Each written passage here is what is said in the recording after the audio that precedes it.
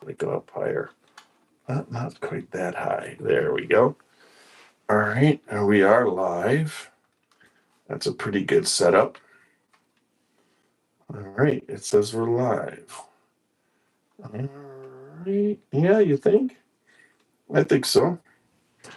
Let me see if it's blurry. I'll go check out on what you call it. Hopefully it's not. It was a little blurry. Let's get this back up here. That's up. All right, and then we take this. We get rid of this. There we go. We still got 15 minutes before we could start recording, but I'm going to make sure on YouTube everything's working. Let's see. Left home.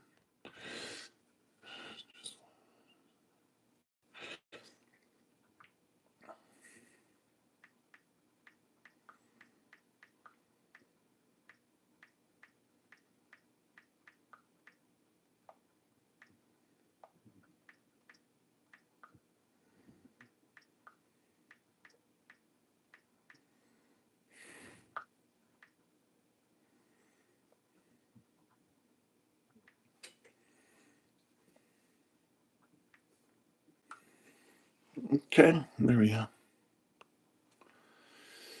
All right, so we gotta check YouTube. Here we go, so that we can monitor. We got Matt Leisen and um, yeah, that's one of those bottles that Matt was okay, here we go. Here we go. Here we go. Are we live? Yes, we are live. That's a really cool. I love the graphics for this tonight. I thought they were really cool. That's working. Just make sure that this is tonight. I thought they were really cool. We've got the live going, and I will do the welcome to the podcast. Let us know what you're sipping on and where you're from. Become a member and leave super chats. They will be read.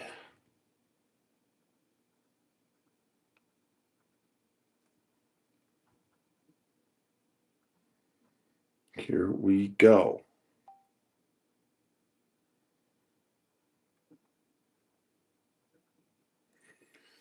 Yeah, they will be read, and it puts out RED for red. That just makes no sense. All right, so we got YouTube working.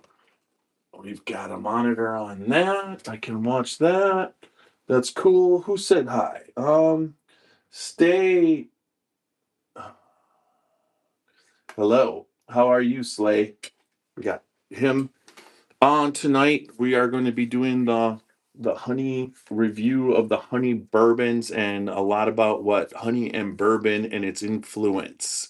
So I got a lot of information tonight. I got a lot of cool things happening. We're going to start at 8:30. This is one of the cool things I got here. You can kind of see this little graphic right here. It animates. Now watch this. And then honey drips out of the bottles. I mean, I love AI and everything. And then I could just look at that bee take off. I mean, it's just so cool. And then it flies away, everything goes out, and the honey drips. And I just thought that was just the coolest with the little honeycombs, the Scotchy Bourbon, just the whole thing. Um, everybody, I invited, yeah, I agree, Matt, that the dark arts is the bomb. I will be monitoring. There's a chance some guests could come in. CT was invited, but this is CT's off week, so a lot of times. But I will wait for people to jump in. If they jump in, uh, that's fine. I can do this on a whim. There's no doubt about it. And we are covering the honey aspect tonight. We are going, okay, so let's just quick go through our sponsors. Uh, Whiskey Thief Distilling Company in Frankfort, Kentucky. You gotta, and then also their tasting room in the Louisville area. It's 5 barrels for the price of admission. You get a tour, or and then you get to walk up to the 5 barrels. They have whiskey thieves in each one. You're given a glass, a sample glass. They will thief right from the barrel right into your glass, and if you like it, any one that you like or multiple ones that you like, you can fill your own bottles. 375s, you could fill 750s. It doesn't matter. You could take home as many as you want. You could actually buy the whole barrel, but it's a barrel pick all day, every day. They are open 7 days a week, and that is amazing. And at both locations, you get this incredible experience. So make sure you check out Whiskey Thief Distilling Company in Frankfurt on the Three Boys Farm. The staff and the food is excellent out there, or their tasting room where the staff and the bar is fantastic. So check out Whiskey Thief Distilling Company in Frankfurt. Then we have, excuse me, Middle West Spirits in Columbus, Ohio. Middle West Spirits just finished their 72,000 square foot distillery. Their campus is getting close to being opened. I believe it's the spring of 2027. We're talking, and it's going to be full out. But in the meantime, they have their craft distillery, an original craft distillery, opened in the Columbus area. And if you go in, you can do a tour, a tasting, and they have their service bar restaurant. And Whiskey Thief, I mean, that was Middle West Spirits right now is on the shelf in 48 states in the United, 48 in all of the United States, the continental United States. And right now their cask strengths are being featured, and they are awesome for, it's 59.99, and you're looking at cask strength straight wheat whiskey, their cask strength pumpernickel rye, and their cask strength Michelone 4 grain wheated bourbon. The Michelone line is their family line, but all three of them are spectacular. So check out Middle West Spirits on your shelf today. You can't go wrong. Middle West Spirits, just like us, uncut and unfiltered. All right. So, hey, Kirk, good to see you. Wonderful to see you. I see that you're, let's see,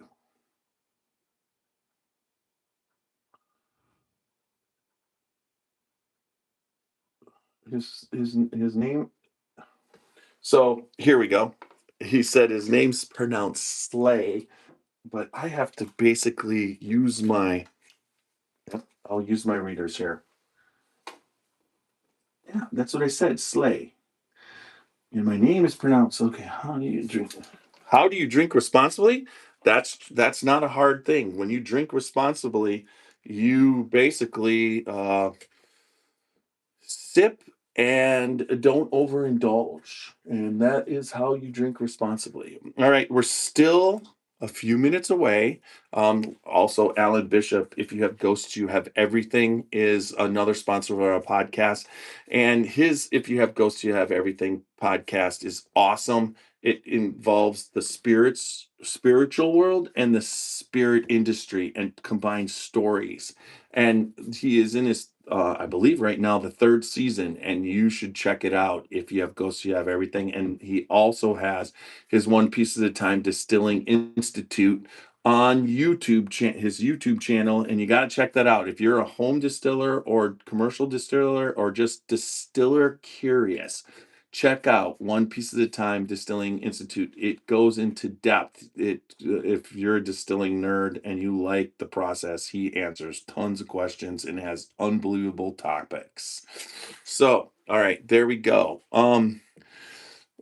We're still a couple minutes from starting right now. I gotta see here. We're, yeah, 7 minutes. But tonight we are going to feature these honey bourbons. And the honey bourbons are like, and we're going to feature the history of honey in bourbon. But tonight, in my opinion, one of the stars of the show is this dark arts. Uh, this dark art is the We're gonna have to keep switching back and forth here because this is very it's a blend of sweet and sour mash whiskeys, straight sweet and sour mash straight bourbon, and then whiskey finished in a honey cask. So that's what we're looking at. 108.66. This is bottle 19. This is a fantastic bottle. There's no doubt honey is used properly. Now we also have this Green River, and the Green River is the straight bourbon whiskey with natural flavors finished, and it's honey finished bourbon whiskey, real bourbon, real honey. This one's 92 proof. Now, I will get into it, but it's just like it's crazy that real bourbon, real honey, real good. To create Green River honey, we took real bourbon and poured real honey straight into the barrel. Then let time do what it does best. That's it. No shortcuts, no artificial flavors, no coloring, no fancy story. Just 4 years old Kentucky bourbon and totally sourced honey coming together the right way. Real bourbon, real honey, real good. So this is really interesting because it says they poured real bourbon. They and they poured real honey straight into the barrel. So this is like added honey to it, and it's locally sourced out of Kentucky, where Macaulay searched the whole world for his kind of honey, and his is, I believe, finished in honey casks. So, it's this is one gray area. Now, I've got this Starlight where this finished in a honey barrel, but the honey barrel was a used Four Roses barrel. So they took a used Four Roses barrel, put honey into it, then poured the honey out and probably sold it as barrel aged honey, and then put their Starlight into it. And they created this, and we picked this for the state of Ohio, and we're going to put that up against this. And then, last but not least, we got Jim Beam honey, which is a honey liqueur made from honey, and then that poured in. So we got a lot to cover tonight. So this should be a lot of fun. I can't wait to get started. Uh, uh, it, Overall, the honey aspect and the history of honey is kind of cool, and where we're going from there, we'll see what happens. So tonight, we should be getting started in about 3 minutes. We'll see everybody and what hey, I've got a lot of information, and we're gonna barrel bottle breakdown we will barrel bottle break down the I think we should do the dark arts. We might do dark arts, the Green River, and the uh, Starlight. They all three are done different. It's been done differently, so this should be kind of a cool thing tonight. And I'm looking forward to starting this podcast and getting it going. A couple more minutes, and we're ready to roll. I am excited. I hope you all are excited too. We've got Slay and we've got Plant Man Cheesehead. Um, that is cool if you're a cheesehead, because I'm a Packer fan and I'm also a Brewer fan. Uh, Obviously, I just got this jersey. It's the Bob Uecker 54. I mean, the whole aspect of the jersey is I just found it cool. Plus, it's Churio. Churio's on my fantasy baseball team. Brewers are off tonight, but in first place, playing very, very, very, very good. Uh, but this should be a fantastic podcast. We're still 2 minutes out. If nobody saw this, it's like somehow I have to keep doing this and showing people the the animation because it's just really cool. I find that so cool. And then the honey drips. I mean, I first I created the image in ChatGPT and then asked AI to you know, in a different program, animate it, and it was the first time on all of it. It just is such a spectacular what would you say, image. So we're gonna get this baby going. It's 8:29. We're getting ready. I think I got everything set up. There'll be a brief 40-second intermittent thing for our for our sponsors ad to play. It won't be playing. Let's see.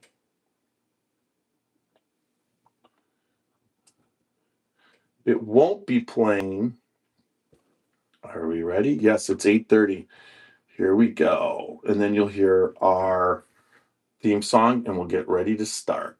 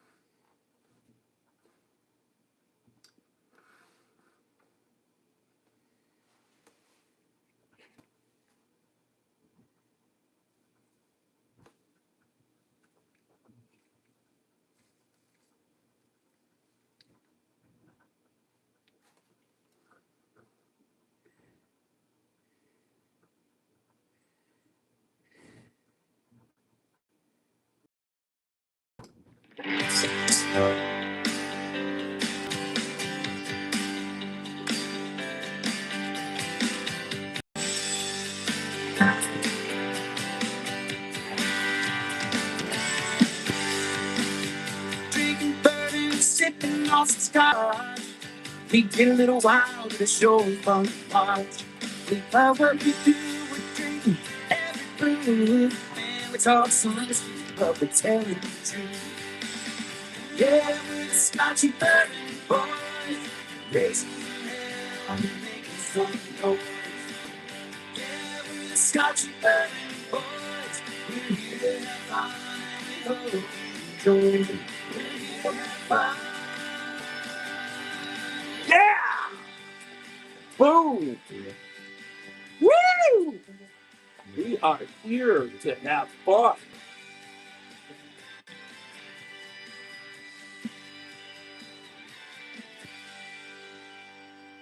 Well, thank you, Kenny Fuller, for the awesome theme song of the Scotchy Bourbon Boys. Welcome to another podcast of the Scotchy Bourbon Boys. Tonight, we are doing the honey thing, and I'm here, Tiny. I will be your host tonight. A couple people. We could have someone drop in, maybe not. I didn't. I just threw it out there, but also, I was hoping maybe CT had a chance, but everybody's busy. It's we're getting into summertime. But what's going to be happening in the next 3 straight weeks? The rest of June is a guest we are booked all the way through July, I believe 2nd is the last Thursday, guest after guest after guest. And we've got the Macaulay Mittens 1776 his bottle here, and we've got his special Liberty, 250th anniversary, and we're going to have him as a special guest on a special night. So that'll be kind of cool. So I'm looking forward to that, to receive that bottle today. But we are going to be doing the history of honey and its influence on bourbon tonight. And quite frankly, it's going to be pretty cool. But remember, we're www.scotchybourbonboys.com for all things Scotchy Bourbon Boys. We've got our Glencairns and our t-shirts and everything, or you could just contact me direct. Especially if you're on Facebook, just contact me direct and we will take care of you. Also, remember we're on Facebook, Instagram, YouTube, and X, along with Apple, iHeart, Spotify, and anywhere else you can listen to a podcast. We're probably there. But remember, whether you watch us or listen to us, to leave us good feedback. If you listen to us on like Apple, make sure you go to Apple, give us a 5-star review. That really helps us out. Also, if you're watching on YouTube, become a member or leave us super chat. Super chats are awesome. They get read unless we have a guest. But even if we have a guest, I will call out that you did a super chat. But to read super chats with guests is a little bit tough because unless you ask a question for the guest, so that's one way to do the super chat. But support us. Everything goes back into the podcast, whether it's buying bourbons, or traveling and bringing you good content from the road. One of our favorite things to do is whiskey thieving. We go to all the different distilleries and thief right out of the barrel. Put out a ton of shorts of us whiskey thieving.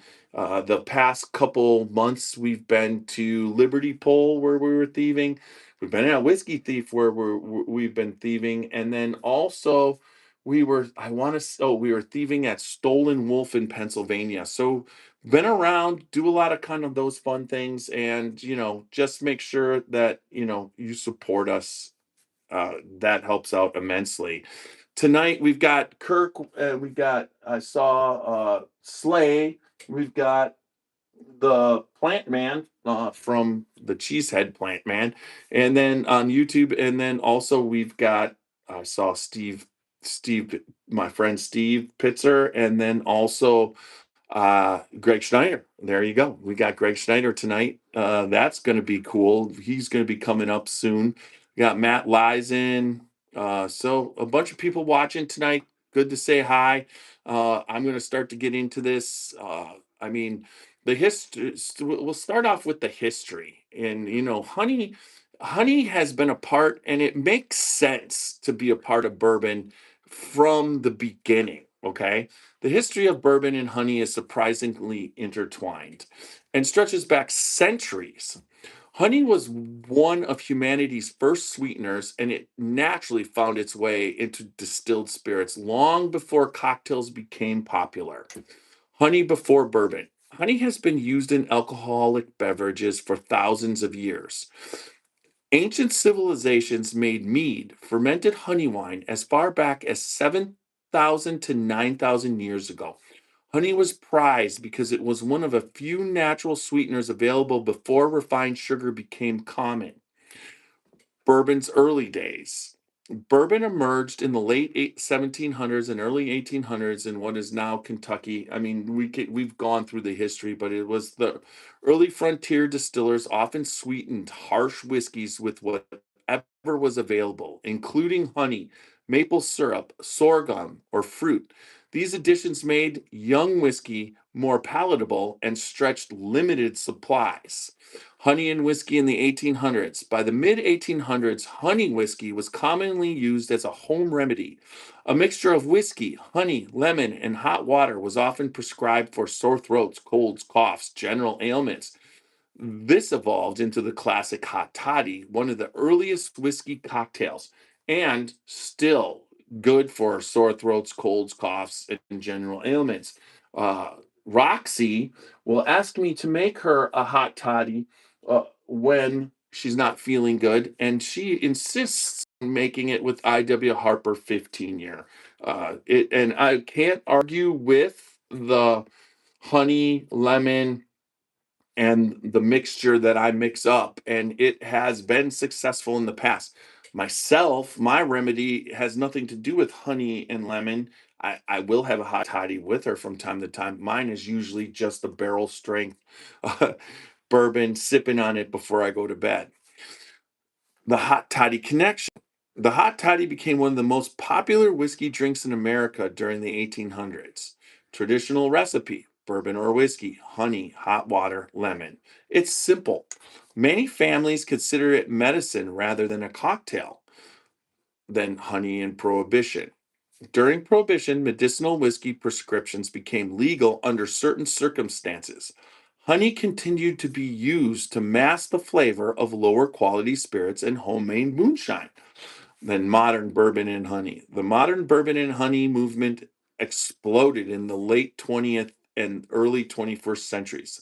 Several brands lost launched dedicated honey whiskey expressions. Wild Turkey American Honey, I don't have that tonight, but I do. And then Jack Daniels was Tennessee Honey and Jim Beam Honey, which we have right here represented. These products helped introduce whiskey to drinkers who found traditional bourbon too strong. Why honey works so well with bourbon. So, honey works really well with bourbon because it naturally develops flavors that bourbon has flavors that complement honey. Vanilla, caramel, brown sugar, toasted oak, baking spices. When honey is added, it amplifies these notes rather than competes with them. Honey and bourbon today. Today, craft distilleries often experiment with local wildflower honey, clover honey, orange blossom honey, buckwheat honey, and barrel aged honey. Now, we've got an example of pretty much all of those. Some beekeepers even place hives near rickhouses, claiming that the local environment influences the honey's character, creating unique pairings between local honey and local bourbon. All right. So tonight I've got in the first introduction, and we are going to barrel bottle break this down. This one is I'm going to switch over here because it's going to be kind of important. We will go with this. This is the Dark Arts. Um, it is called Dark Arts. Oh, let's make sure I really can read this because there we go. Uh,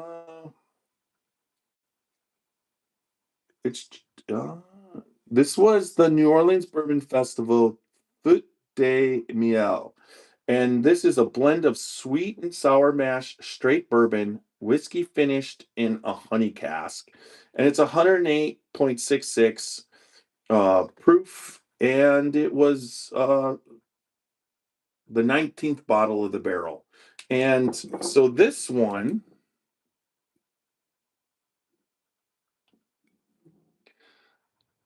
It says liquid gold on the side. Okay, so Macaulay, if you, I'm looking at the bottom. It's let's see. Oh yeah, now that is kind of cool. So there is that. So Macaulay found the most. Here, I'll do it again. You can kind of see. It's got a there's a cloudy aspect to it, and then but there is going to be some honey in there. Now Macaulay went out, and as he describes it, went out and found the best honey fields. So let's just see. Created in our house, savored in yours. The bottle in your hand holds more than just a spirit. It's alchemy, wood, fire, grain, and water, transmitted into liquid gold. Inspired by the alchemists of old, our master blender takes good spirits and elevates them to extraordinary using equal parts mastery and belief in the unknown. Don't settle for ordinary, defy convention, and unleash your spirits. Now, this is Indiana and Kentucky, so it's a mixture. And then he doesn't, so he went out and found like the best honey you could buy on the planet. And then he bought an awful lot of it, filled the barrels, dumped the barrels out, and then put the bourbon and the two different types of bourbon in there. Um, as Greg said, Wild Turkey honey liqueurs came out many years before American honey because behind the scenes, not promoted, but very decadent. Um, so that's on an after dinner liqueur. Okay, so that makes sense. Now this one, and I'm going to put this in. I've had this and I've tasted this many times, and this is going in my glass. And tonight's going to be fun because honestly, all the deliciousness of this. So if you look at it in the glass, you've got a little bit of there's definitely the honeys in the bourbon. So I talked to Alan Bishop one time, and there's a thing called finishing. And when you finish whiskey, if you are what you're supposed to do if you finish is you're supposed to take a used barrel, let's say it's wine, port wine or whatever, and it's supposed to be completely empty, and then probably let the barrel dry out a little bit. Some places like the Four Roses barrel that some things it'll be completely dry. And then what happens is the bourbon goes into the wood and pulls out the flavor for a finish. Now, it's a wetter finish and you've got all the liquid out, but the wood's still not dry. It's wet and you'll bring out a little bit more of the wine. But then there's the people who leave some wine in there. Now, if you're leaving wine in there, now you're not finishing. You are now at one point, like 4 or 5 years ago, this was what initially, let's go 6, 7 years ago, finished bourbon was not considered. People got upset over finished bourbon because it wasn't bourbon.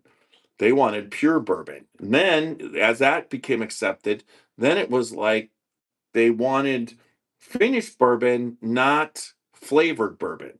But in this case with the honey tonight, this is definitely a combination of pushing the finishing with the flavoring.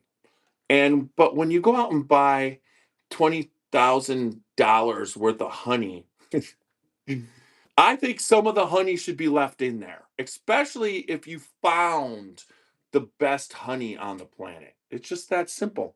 You should include it in the spirit. This is not bourbon. This is bourbon finished in honey barrels, which is fine. And I think what's cool about whiskey and bourbon these days is breaking the rules.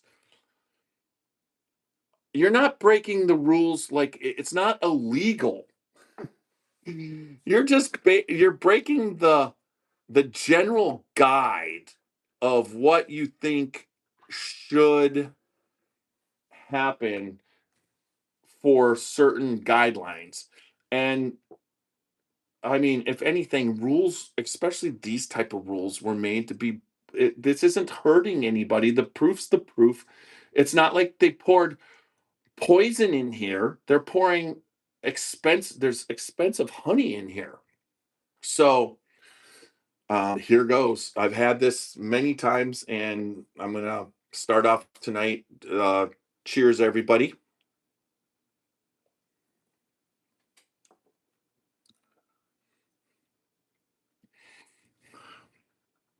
It's pretty phenomenal. So that's oh wow. Are you home, hon? I didn't think she's home. It's not time for her to be home yet. Plus, it didn't go off on my watch or my. I'll just leave it at that. I did. It'll be interesting to see if that just got recorded because I definitely heard that upstairs. It could be raining though. That could be what it is because we're supposed to get thunderstorms tonight. All right. Anyways, let's get back to not being freaked out. Oh, yeah. All right. So the honey is delicious on this. So there's the bourbon's delicious. So this has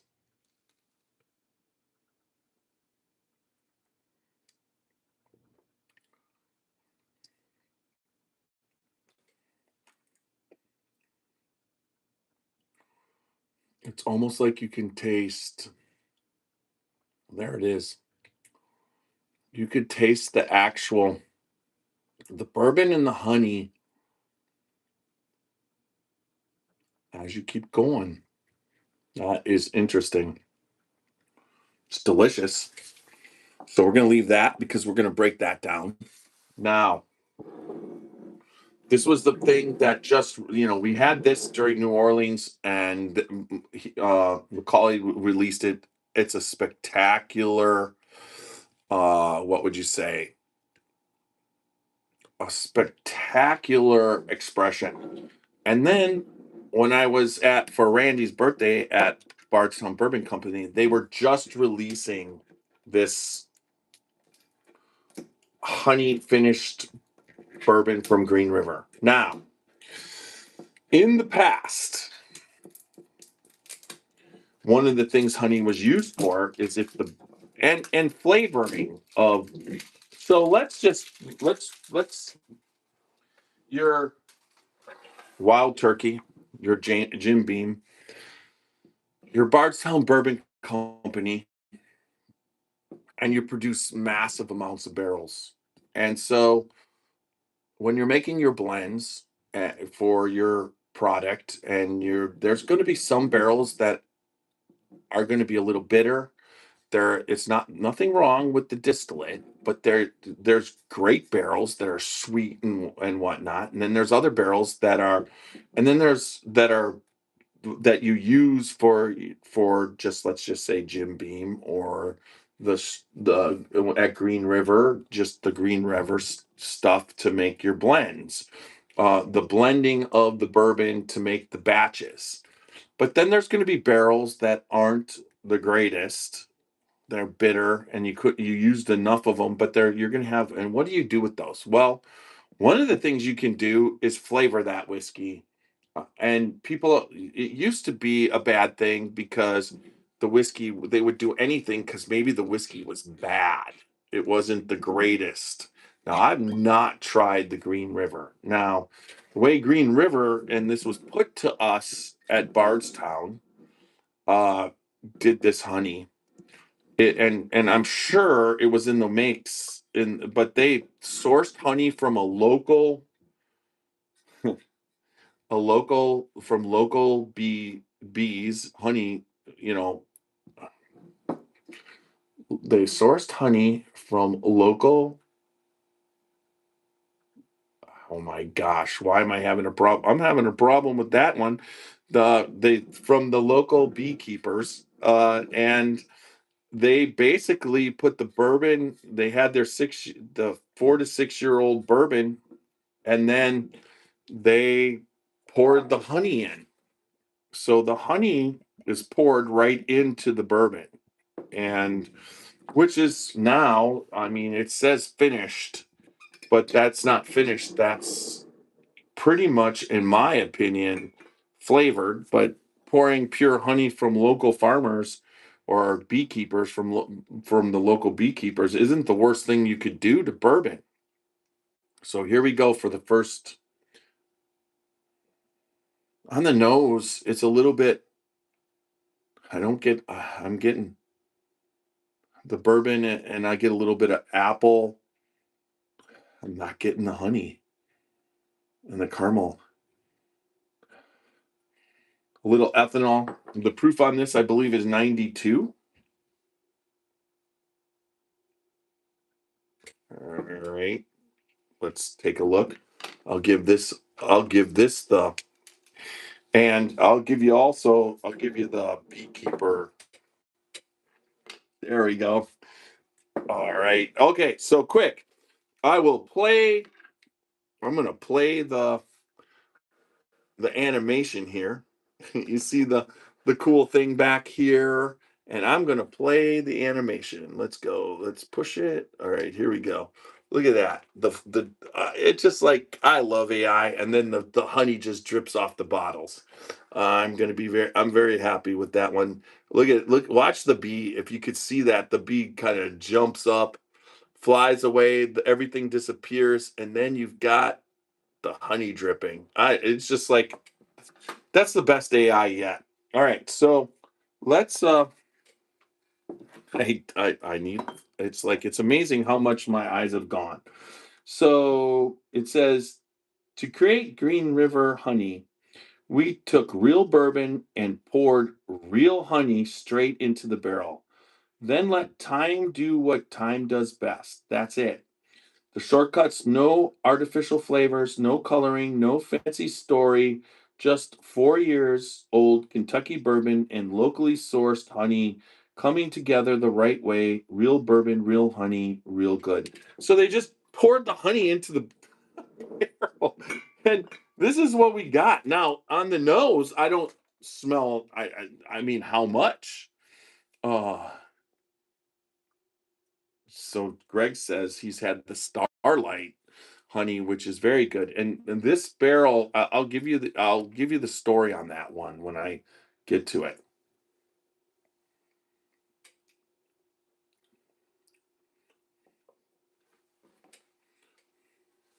That's interesting. A little bit, definitely the lower proof comes through. Um, it's not bad. I mean, for what it is. I mean, this is 20 bucks. I think this is 20 bucks a bottle. So, it's $20 a bottle. And let's see what the proof is again. I didn't tell you what the proof is. Here it is. Oh, yep. It's 92 proof. Real bourbon, real honey. Finished bourbon whiskey. Honey finished bourbon whiskey. I do not. Okay. Greg, you could come out there, but pouring honey into the barrel and then letting it sit in there and then pouring it into the bottle. I mean, I that's not finished. I mean, he's basically putting the honey in the barrel, and maybe the honey's wet in the barrel. Once he dumps the honey out, he's basically then aging the bourbon into that barrel. He's not dumping the honey straight into the barrel. I don't think that's a finish. That's more like it's there's no artificial coloring, but technically would honey color the bourbon? Well, that would be natural coloring, I guess. All right, so the third one is the Starlight. Now, this is the OHLQ Starlight, and this is really cool because this you couldn't say what it was, but I was on this pick. They took they got barrels from Four Roses, which is crazy, and they put honey in them, and then barrel aged. Is that really? No. Okay. Then they barrel aged the honey in the Four Roses barrels, dump that out, and put Starlight into those Four Roses honey barrels. And this is what came out. Now, when I was on the pick, they had like five or six of them, and I think the state bought all of them because we tasted it out of the barrel, and this was amazing out of the barrel. I mean, honestly, and I think it's probably one thing about Macaulay's is he's got the Indiana, the sweet mash, and the sour mash in a blend, and then into the honey barrel, and picks up the honey flavor. So I'm gonna.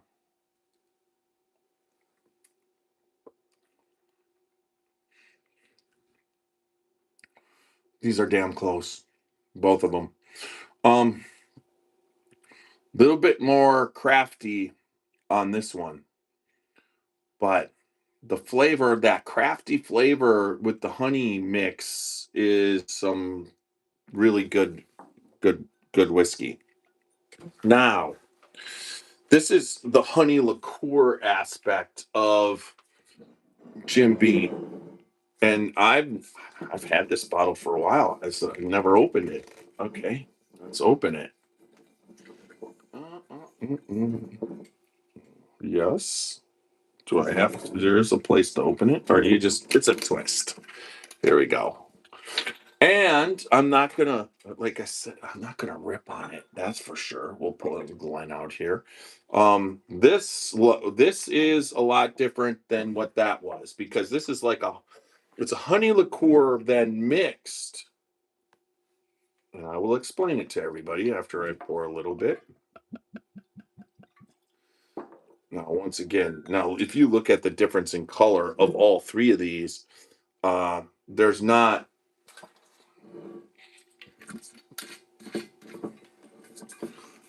This one really, I think Macaulay's. I can actually see the honey on the bottom. It's like go back in. That is crazy. All right. See if I could see the honey come out of that. Nope. You cannot see the honey come off of that. Can you see the honey come off of there? No. So Macaulay's really got what you really need to be. I mean, honestly, that is cool going on there. Now, let's get the right glasses on. Straight honey, which is very good. All right, here we go. The Starlight. I'll first read the Starlight one, which I didn't. Signature charred American oak pen flagship bourbon, family owned Starlight. And it does characteristic flavors of the flag. All right, here we go. This bourbon is then finished in ex-bourbon barrels, aged with fresh honey from the farm. And it was, like I said, it was Four Roses barrels. The sweet floral notes, all the honey complemented the characteristic flavors of our flagship bourbon. And when we were tasting straight from the barrel, I did not realize that it was the honey barrels. Now, the Jim Beam one, it's sweet, delicious honey liqueur with Kentucky straight bourbon whiskey. So it's not honey liqueur, it's mixed with honey liqueur. So it's a different way of doing honey because making that honey liqueur, they used real honey. So now this one, God, that's bad. That is flavored whiskey. Now, okay, this cannot be. The proof on this it's got to be 30 something. Let's see, just see what it is. Um, so what I used to 32.5. Okay, so it's 64. So it's really, I don't know. Does that have a honey? I want to say I got to think about that.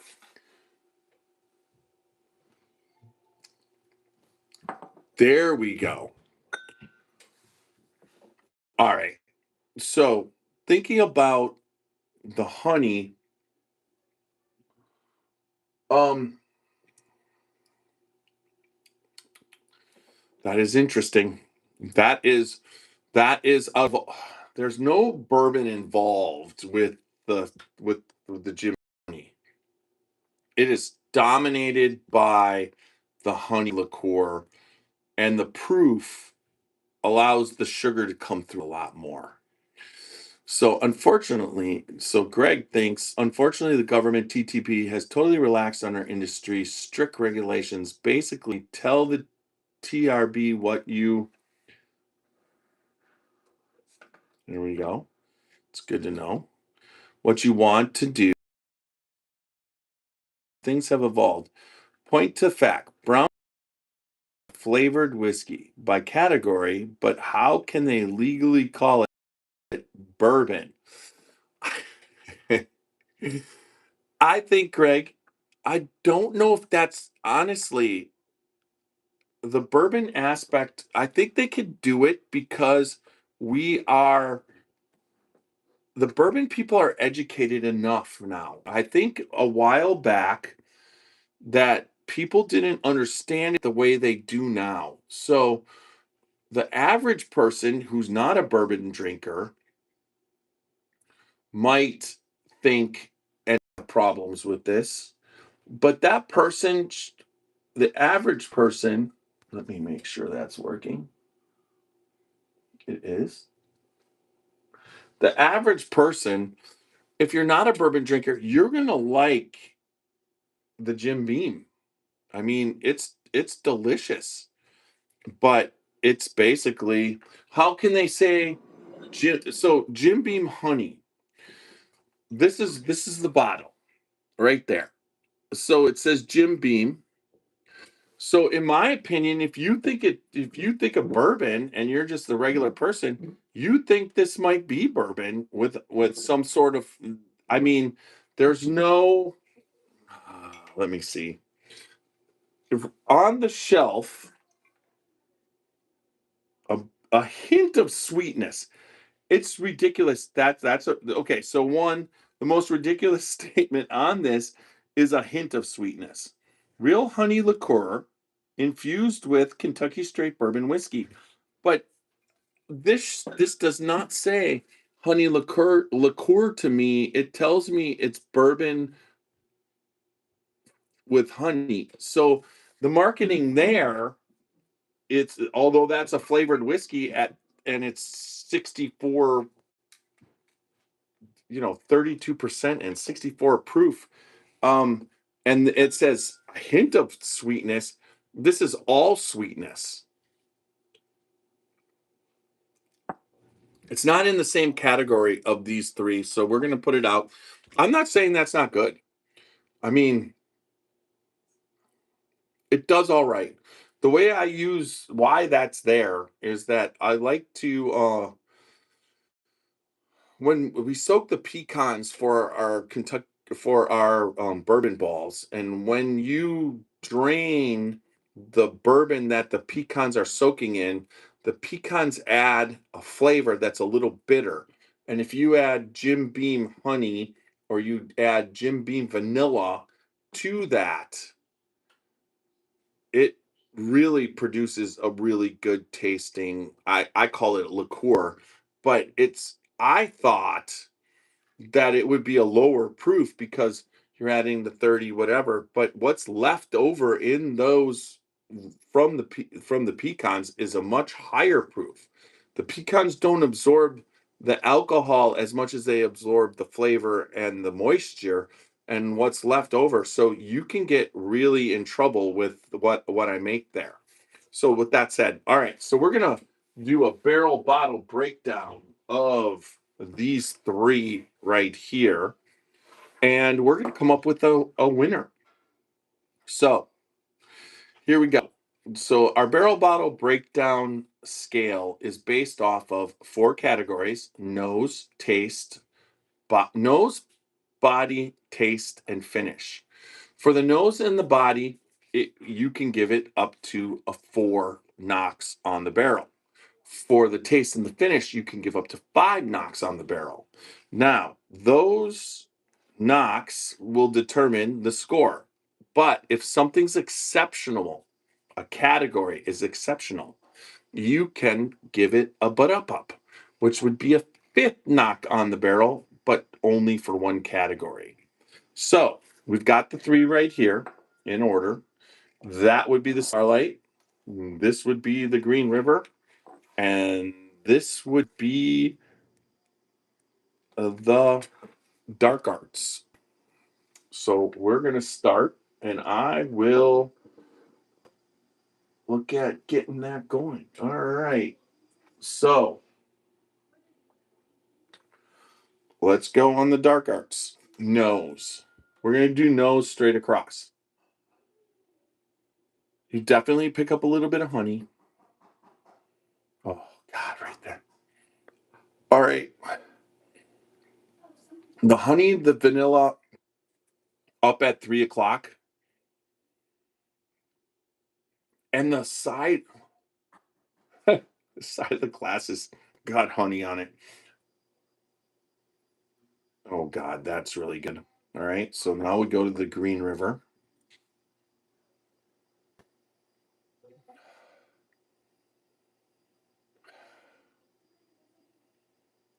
The ethanol's gone away, but I'm still having.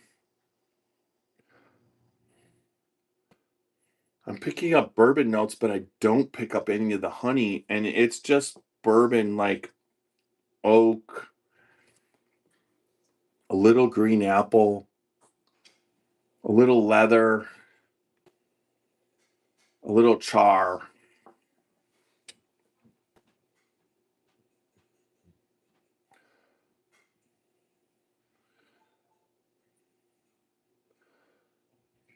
All right, so we could give it 4. So the Dark Arts, because, and this is based off of honey. There's a, oh God, right there I would say honestly that I give it a 4 and a butt up. because the honey that and that fantastic honey that Macaulay's used, that nose, the at 6 o'clock the nose is a 3, but at 3 o'clock it goes in the Glen, it goes to that a 5. All right, so once again, I am going to give this nose because it's just from the honey standpoint, it's a 2, a 4, and the nose. I pull out the honey and the bourbon, and it's a mix. So this pulls a 3 for me.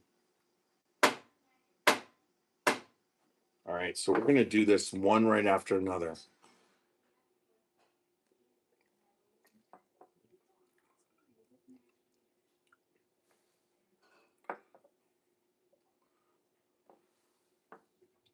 That's not fair.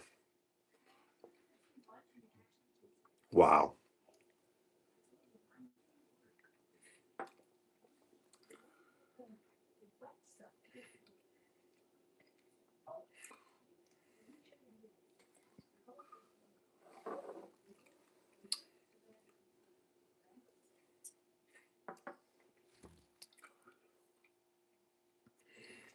Out of 4 on the body,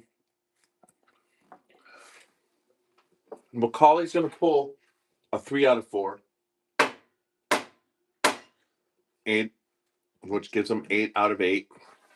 And then this, which got a 3, the body on this one pulls a 4 on the Starlight.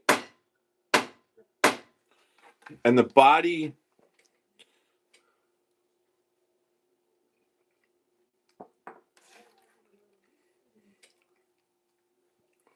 on the Green River pulls a 3.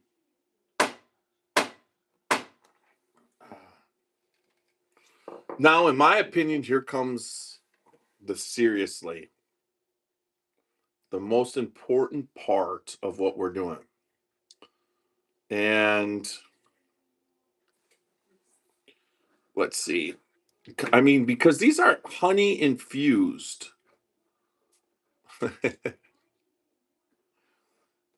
All right.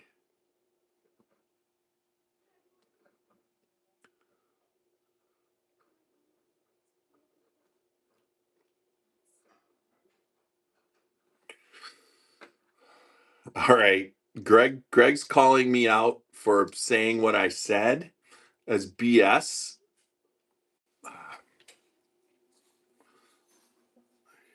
Turn to milky toast back.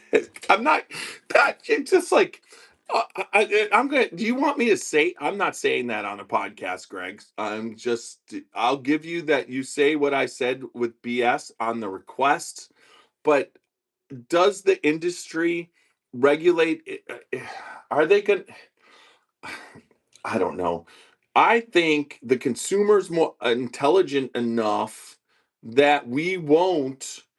If the distillery is pulling something off and that it's bad, what they're doing, we're educated enough to not let them get away with it. I don't know. But as far as what you're saying, the regulations, as I will try and say this, the BATF would never allow this. Our government regulations have turned to milky toad blanks who cave in for what requesters want.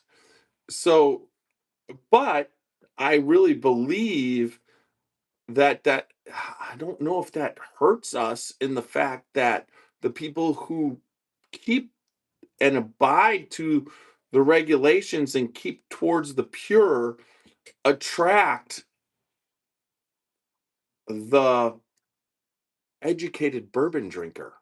Like you can't fool that. But at the same time, that's a discussion. That's a discussion for another podcast, which I should have you on for. All right. So, anyways, so we just did the body. So we are at 875 so far. So let's go back to taste, which I think is very important. But, each one of these three have done things in a way that's a little bit different in how they dealt with it. And let's go to the taste.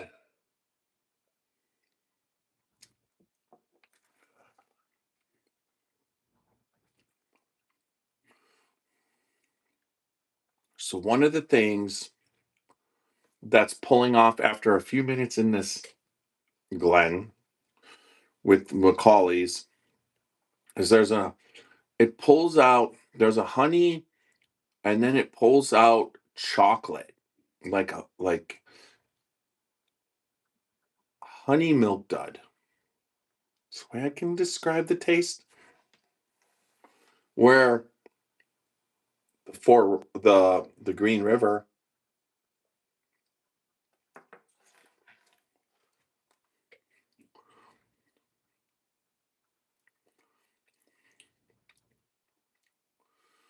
it's honey and bourbon straight across.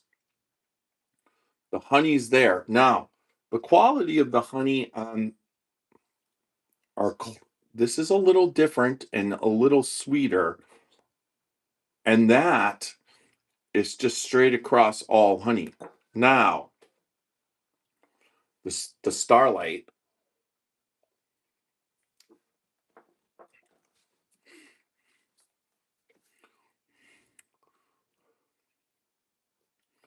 for the taste, there's a charred oak taste. I don't know how long this, I mean, Anne was there too at this pick. And this Starlight was in a Four Roses barrel, and they had put honey in the Four Roses barrel, bourbon aged it, and then they put their bourbon in it, and this is what came out of it. And there is an aspect of a dusty, from the standpoint of the bourbon and then the Starlight bourbon and the honey, this one drinks. So I need to know the proof on this. So we're going to have to take a look real quick. I might need these. So let's see what the proof is on this Starlight. 115.7. So it is drinking compared to Macaulay's 108.66. It's drinking a little bit more barrel proof, but there's a char to it and whatever. So if you're talking bourbon, and we could give this taste, I'm going to give the taste of the Starlight. The Starlight hits. It's a 5. It was a 5. I mean, out of the barrel, it was fantastic. And then out of 5, this, honestly, the Green River gets a 4.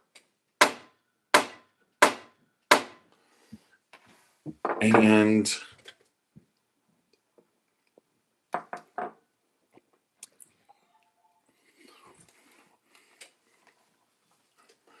so what makes the Starlight is the bourbon with the Four Roses barrel. That with the honey is a 5, and the bourbon is the 5. What makes Macaulay's a 5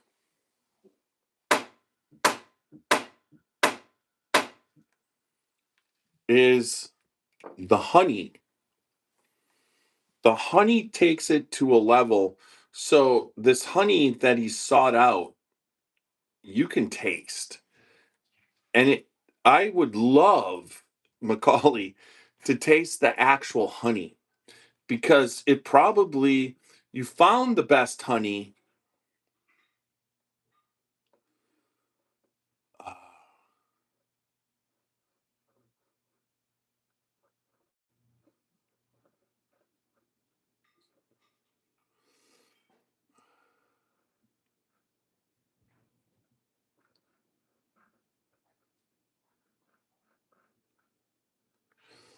Yeah.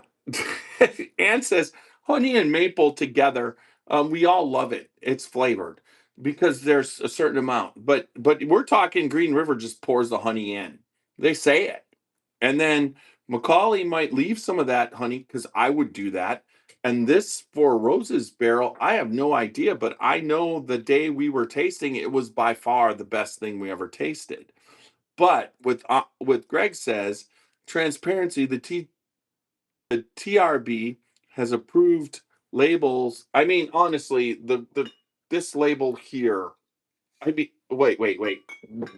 This label here is crazy. When it says at the top,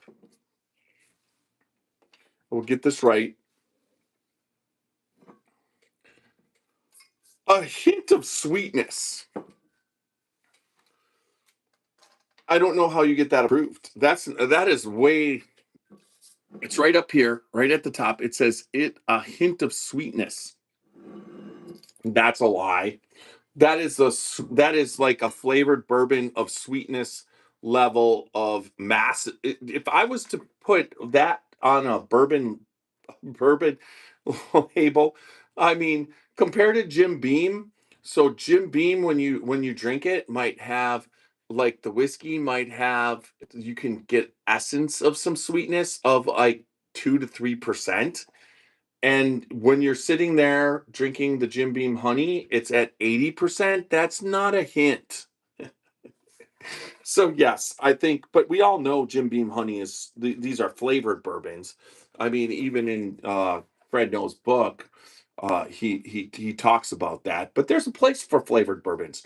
I mean, it's what has to happen to stock and inventory. We're Starlight, a craft distillery, and then Macaulay, a true blending artist, are using it in a way that honey should be used. And then Green River, although they're pulling. So now let's just see what happens on the finish. Green River, they poured it straight in, and quite frankly, I think they, as far as taste goes, kind of pulled it off for $20 a bottle. I mean, I'm not going to complain about that at all. It's not bourbon. I mean, they poured honey in it. It's flavored bourbon, honey flavored bourbon. I mean, it's raw honey. It's not like they put flavoring in where it's using liqueur, which is a whole different thing. All right, so let's go. We'll finish off.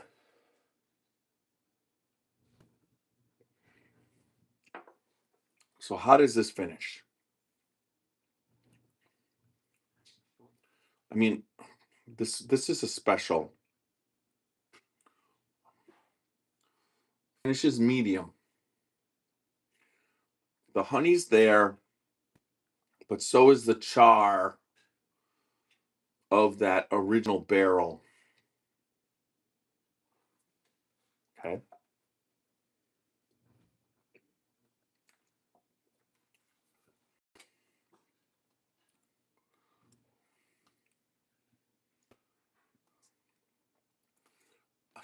Greg's getting upset. I will agree with you, Greg. I had this discussion. You and Alan are on the same plane. I mentioned that he had a whole uh, one piece at a time distilling institute on cheating, leaving, like for instance, leaving if you do a honey barrel or a maple syrup barrel, how much, I mean, how those are sticky substances. You can't drain those barrels. So their finishing aspect are extremely different unless you let them dry up. You evaporate the moisture over 15 years, leave the barrel, just let it dry out, then rehydrate it and put it in. That's how you could get a finishing aspect of it. But when you're talking about honey and maple syrup, that's a whole different story. But for instance, this is called finished whiskey for Green River on the back of the label, and this is something that's on the internet right now, is how is this finished bourbon when they say they just pour the honey straight into the barrel. So I agree. Is it okay? You say, and that's one of the things that we talked about. Flavored whiskey, not flavored bourbon. That's a violation of law. Why is that an actual law of where you could get arrested? I get what transparency is. I get what, but at the same time, when you have wine, it's a lot less. The viscosity of wine is watery.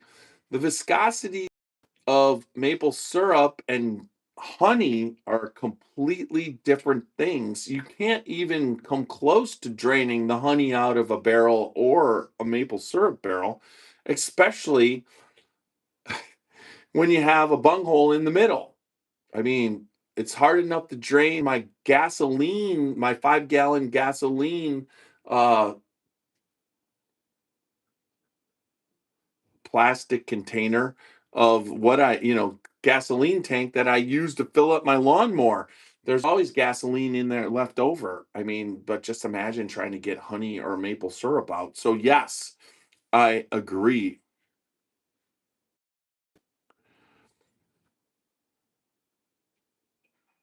So, all I can say is yes, there are and have always been um,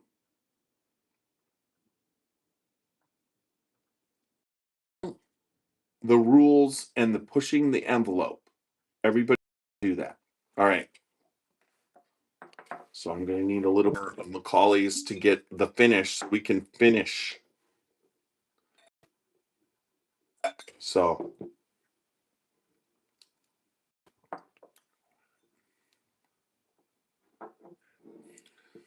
yes, I agree, Greg. And this is an awesome conversation. I wish Greg was like just on because he's going to be on soon. We are going to be doing a Four Branches podcast before the 250th. On the 250th, I can't wait for that. But he says it can be bourbon finished in a honey, wine, beer, cognac, sherry barrel, etc. Yes, but a cognac, a beer, a wine, a sherry can be drained completely, and then some of them can be left with with the bunghole open, and you can dry it out to some extent. But then you can have it to be wet where there's a little bit left. But with honey and maple syrup, I don't think you can drain it. So that's the thing. But I will say the two Macaulay and Starlight, they Starlight took their own honey. They have their own uh beehives and beekeepers, and they put their own honey in that Four Roses barrel. But when you drain it, you only can get so much out. The rest is stuck in there. It's a lot different than a sherry, beer, or cognac finish because those you can get the liquid out you can get a good amount of the liquid and it doesn't stick to the sides, it absorbs into the wood. But when you put it into a honey or a maple syrup barrel, you're going to put a certain amount of honey and maple syrup in it. But then you got Green River completely, and it does say finished honey, finished bourbon whiskey in. Okay, once again, I don't even think they don't even have honey barrels. This is it. Finished bourbon whiskey, real bourbon, real honey. And then on the back, they say they pour the honey in. So that is completely different than emptying the honey barrel, emptying the maple syrup barrel, and then pouring the bourbon in. They actually take the bourbon and put the honey in there. So yes, you are right. And Hubers are great guys, and so is Macaulay. This is these two things are phenomenal, and I think. All right, so let's go off the finish.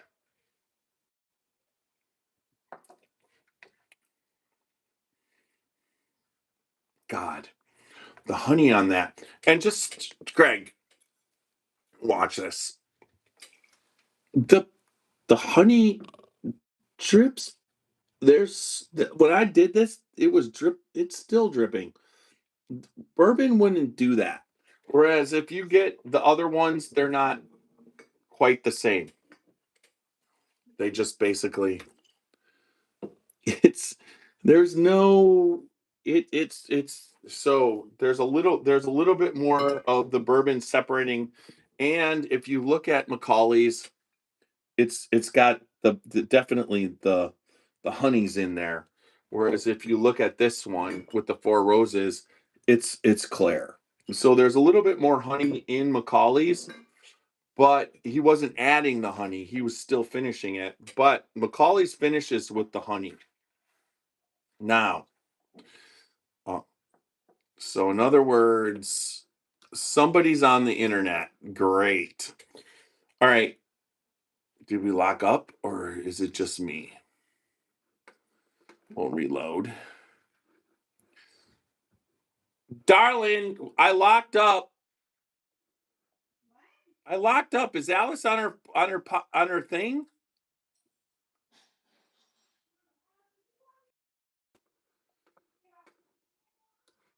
Just for a bit. I'm almost done. My granddaughter just came home. Okay, thank you.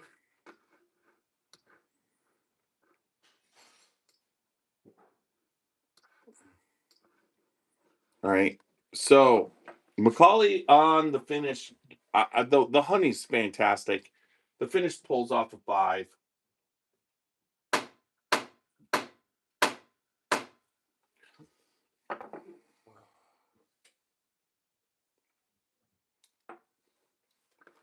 All right. Now I'm trying to pull this off. Okay. On the Starlight, the there's a bourbon aspect there.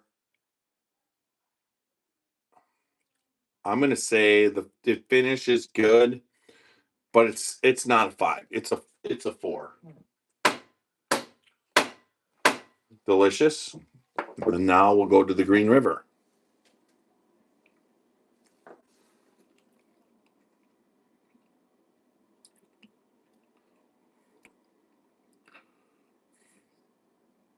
Green River finish is good. Straight across. It's long. And for that proof, I'm gonna go with a 4. All right, so I could rely on Walker for this, but I believe on the nose, I gave that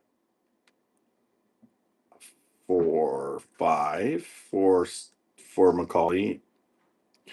I gave 4 and 3, and then body I gave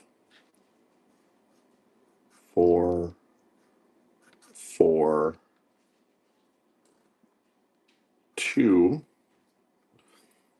and then taste. I believe I gave 5, 5, 4, and then finish 4. Nope. 5, 5, 4. All right. So Macaulay with his honey, I really believe the quality of honey is what did it. It's a 19. and and 18 is for Starlight, and 13 is for Green River. Now, an 8 is average. All three of them have delivered, in my opinion. Green River at 13 for $20. I mean, there's no Macaulay's, well worth every single cent. Let's see what's happening here. I will try and reload to see if I'm doing any better. Oh, it's all right. I'm gonna hit this. All right. Did we? All right. Hold on. I'm gonna hit this. I hope I didn't lose you guys. No, ha ha ha. Yes. So, Greg, so we pulled off a good score for Macaulay. I don't usually get the butt up and the what you call it. Macaulay, when it comes to this, and he's been on here and he's described what he did before we got it. And this is a single barrel out of New Orleans Bourbon Festival. So if you see this on, I mean, he's done it and he intends to keep using. He intends to keep using the barrels as he goes forward, and it's a smart move. Uh, I will highly suggest this, but I would what this was a special thing coming out. I mean, we scored 18 out of 18, and 19 out of 18. So what does here it is. The relationship between honey and bourbon may actually predate many of bourbon's most famous cocktails. Long before the old fashioned or Manhattan became popular, Americans were mixing whiskey and honey together. It's both a drink and a medicine. Is honey whiskey a gateway into bourbon, or is it a completely separate category from traditional bourbon? It's definitely a traditional bourbon. I mean, you can't compare these to traditional bourbons because of the sweetness. I mean, the definition of honey finished is you are sweetening the bourbon. Honey is an actual version of a sugar, right? So, I mean, that's what we're looking at. So, I mean, this category is a great category for taste. I think honey and bourbon are, there's a reason why everybody's doing honey and bourbon. So, I mean, the reason is because they mix together very well, as we saw tonight. Even to the point of the honey liqueur. I wish I was gonna go get I looked for my wife's um American honey, and I was thinking of getting it, but I figured four was enough to. It's just like it can't become completely unsober on the podcast. So there you go. There's the category of Jim Beam honey or American honey is a different category than what we were doing because these were finished, and I believe Green River um, successfully did whatever they were trying to do with this whiskey or bourbon. So there you go. All right, everybody. That's going to be it for the audio part of the podcast. But hang on, everybody, because I will send out an invite to join us afterwards. And remember, www.scotchybourbonboys.com for all things Scotchy Bourbon Boys. Remember to follow us on Facebook, Instagram, YouTube, and X, along with listen to us on Apple, iHeart, and Spotify. Make sure that you leave us good feedback wherever you're listening to us. Join in, do super chats on YouTube. Check us out on Facebook.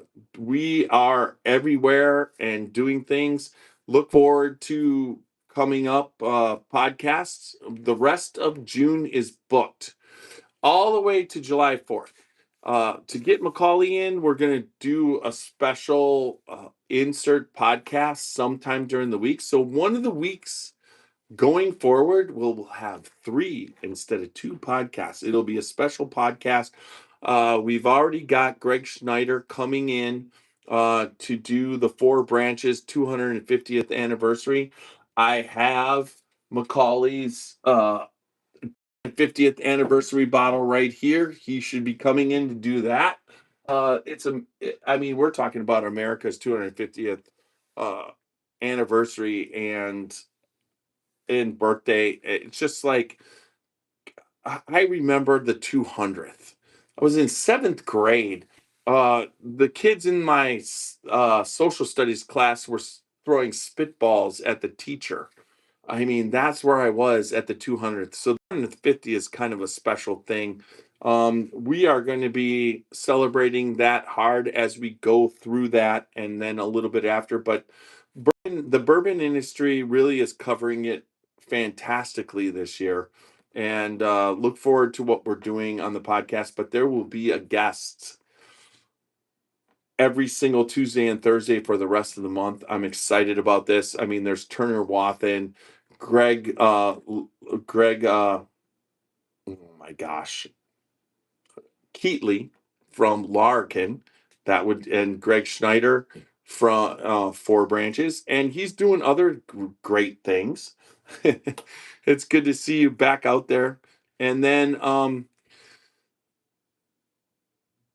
so, keep checking out the podcast. Remember, we're the Scotchy Bourbon Boys, and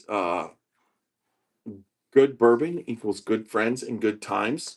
Make sure that you drink responsibly. Don't drink and drive. Someone asked me what it was to drink responsibly.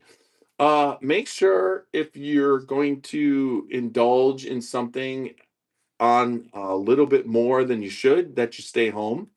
And drinking responsibly is making sure that you're keeping your alcohol consumption to a legal limit so that you don't endanger other people's lives. That is drinking responsibly. And then make sure that you live your life uncut and unfiltered, and AI will take us out.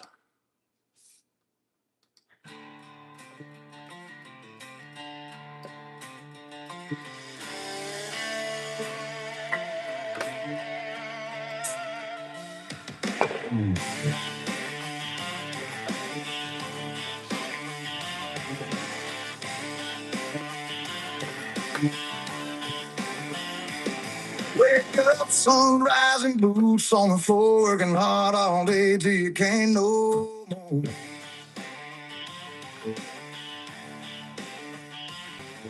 Life rolls on, but the choice is yours. How you play it out when you walk through that door.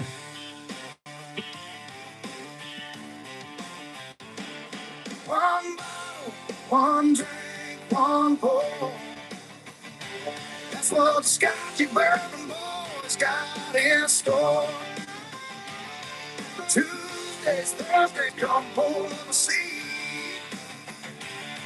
We'll taste through the whiskey on the rocks and Mead. From Scotch or a good old rye, Japanese Irish, yeah, will tell you why. So wherever you're sipping, near or far, tune in with us from your home or your car. One bottle, one drink, one pour. That's the podcast you've been looking for.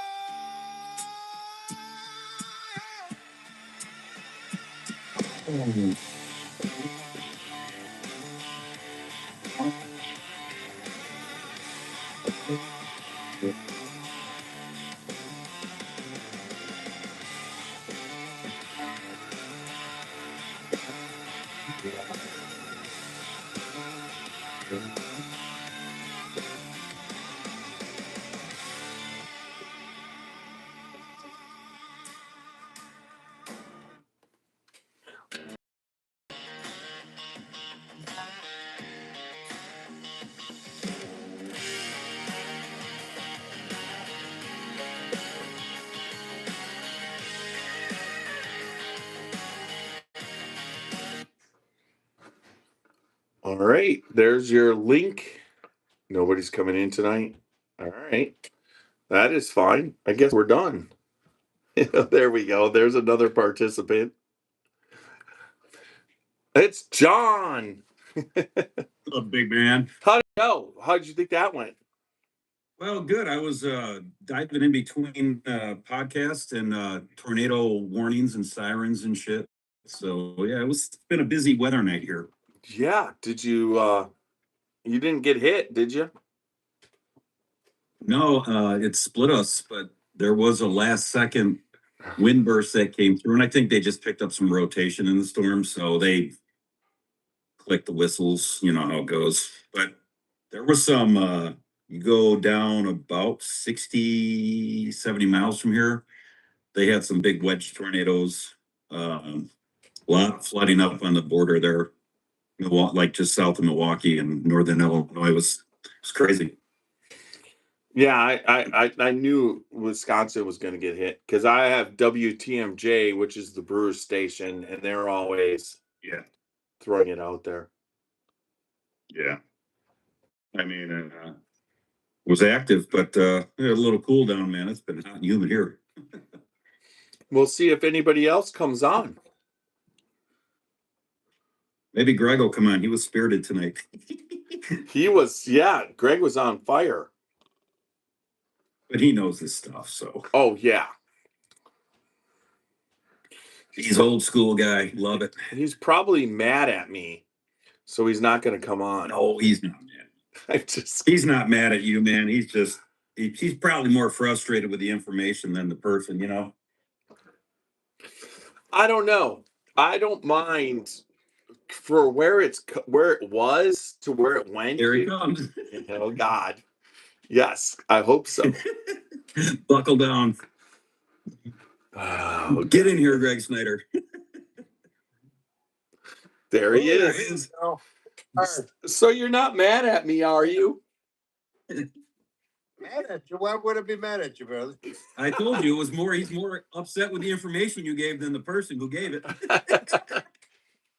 No problem. No, it's low tech redneck. I'm trying to figure out this goddamn system. Connect. Jesus, it took me forever. So you connect. Yeah, no. You connected. Now I will No. What I'm I'm pissed. turn your camera to the side. Let's see. Does it do it?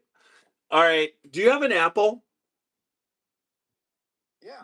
Okay. Next time we're together, I'm gonna set your Apple camera up so you can do that.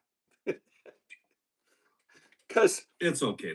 Because you have it locked so that when you rotate it, it won't do it. But I can unlock it so that when you rotate, we can see, the horizontal. But that's maybe I don't want you to see what's. This is good, not this. Yeah, that's right. fine. What you get, what you see is what you get. I'm sorry. Yeah. Right. Okay. Yeah. Anyhow, you've got 4 branches vertically, but there's other bourbons on the horizontal. Oh God. Fair enough. Oh, it fries my nuts, man. I mean, the TTB has gotten so milky toed, son of a bitches. I mean, anybody can submit a cola or any request, and they said, "Oh yeah, that's okay now." Yeah, fuck no, it doesn't meet the regulations, and it drives me fucking nuts. But at the same time, you are in the industry right now, and it should allow you to do the legal things and everything without any worries whatsoever. That's the problem. They're not legal. I mean, for 48 fucking years I've been in this business, and I could drive 20 minutes to the BATF office, say, "Here's the cola, here's what we need." They approve it, we go on. Today it takes fucking months to get anything approved, and then they say, "Oh yeah, that's okay." Well, for years you couldn't do that. You couldn't call like the brown sugar. They have a product out there called brown sugar bourbon. It's a flavored whiskey. It's not bourbon, but they can put bourbon on the label. No, that's not legal. This is funny because it says Jim Beam honey, and then at the top it says lightly sweetened. When you drink this, Right, but a hint of on the sweetness. label does it say it should say flavored bourbon somewhere. Bourbon Real flavored honey with liqueur infused with Kentucky straight bourbon whiskey. Okay, so it's a liqueur. So it's classified as a liqueur. It's honey liqueur flavored with bourbon whiskey. Right. So that's a different category. Liqueur is different than flavored whiskey is bourbon is different than. But you see how little that is? Look at how little. Well, yeah. No, and then I don't think there's any. This says regulations on the label. Jim Beam honey. And then it says a hint of sweetness. Who the hell came up with a hint of sweet? If you taste this to compare to Jim Beam, this is 85% sweetened, and Jim Beam is 3% sweetened. Is that a hint? What? The proof? This is only less than. This is 65 proof. Yeah. So it's a flavored whiskey. Bourbon has to be over 80 proof. So right. It's a flavored whiskey. Well, this one's at 92, and they say finished. Starlight? No, this is Green River honey, and this is the newest release. And honestly, this is $20, right? And so this was finished honey bear. But this at 30 whatever at $20, and this at $20 isn't a comparison, but it says finished bourbon whiskey, but on the back they say they pour the honey into the barrel. Yeah. They put honey in a barrel. So no, So they don't put honey in the barrel. They say they have their bourbon and they have a bourbon barrel full of bourbon and they pour the honey straight into the barrel. That is not finished. You're right. You're not. Yeah, I mean they're so they are illegal. And again, right. TTB is a bunch of milky toe bastards. They're not going out. They're going to wait. But are they illegal? Did they approve it? If they approve it, is it illegal? If they prove it, it's fine. But that's what I'm saying. The goddamn approval process is such a piece of shit. Those people, when the BATF split up and the TTB was formed right after 9/11, all the experienced BATF agents went to the gun side of the business. They had totally green new people. I mean, didn't know shit. The series taught them what the hell they learned, and then he just took it from there, and they just oh yeah, let's just approve it. Well, but fuck no, but it's lost integrity. But Greg, is it any different than life? I mean, you look at what Ann is. So Jim Canepa was the head of OHLQ. He ran OHLQ. He hired Ann and they worked together to change our state from, and you know this because with what you've done to get in here, there's so many people who say, oh, it's a controlled state, and that's based off of what it was. They completely changed the whole culture of Ohio liquor. But absolutely, and awesome, and the whole group is awesome. I'm telling you what. Well, they want to do what's right for the state of Ohio. Right, and so many controls. Jim all about the money. Jim was a bourbon guy, and you're right. He changed it, but then the state of Ohio was like, well, we're doing we got to get marijuana into this because it's all been legalized. So they flipped them over to marijuana, and Anne has been now dealing with what that leaves her at. And it leaves her at not what it was before, but she's doing a great job to try and maintain the standard of what it was before. But it's all about isn't it all about people? It's like they all went to the gun. Go ahead. I got to tell you, I miss working in Ohio. Heidelberg, who was the distributor for Chicken Cock, awesome people. They were devoted. They were committed, and we did great things with them. And the commission, I mean, and the whole bunch. I mean, they were great. Um, just it's all about what can we do to make things easier for you to sell your product so we can make money. And that's the way it should be. And so many freaking control states aren't like it. It's all about, well, how can you make me money? I don't give a shit about you. How can you make me money? Wait. The way that you make them money is they make you money.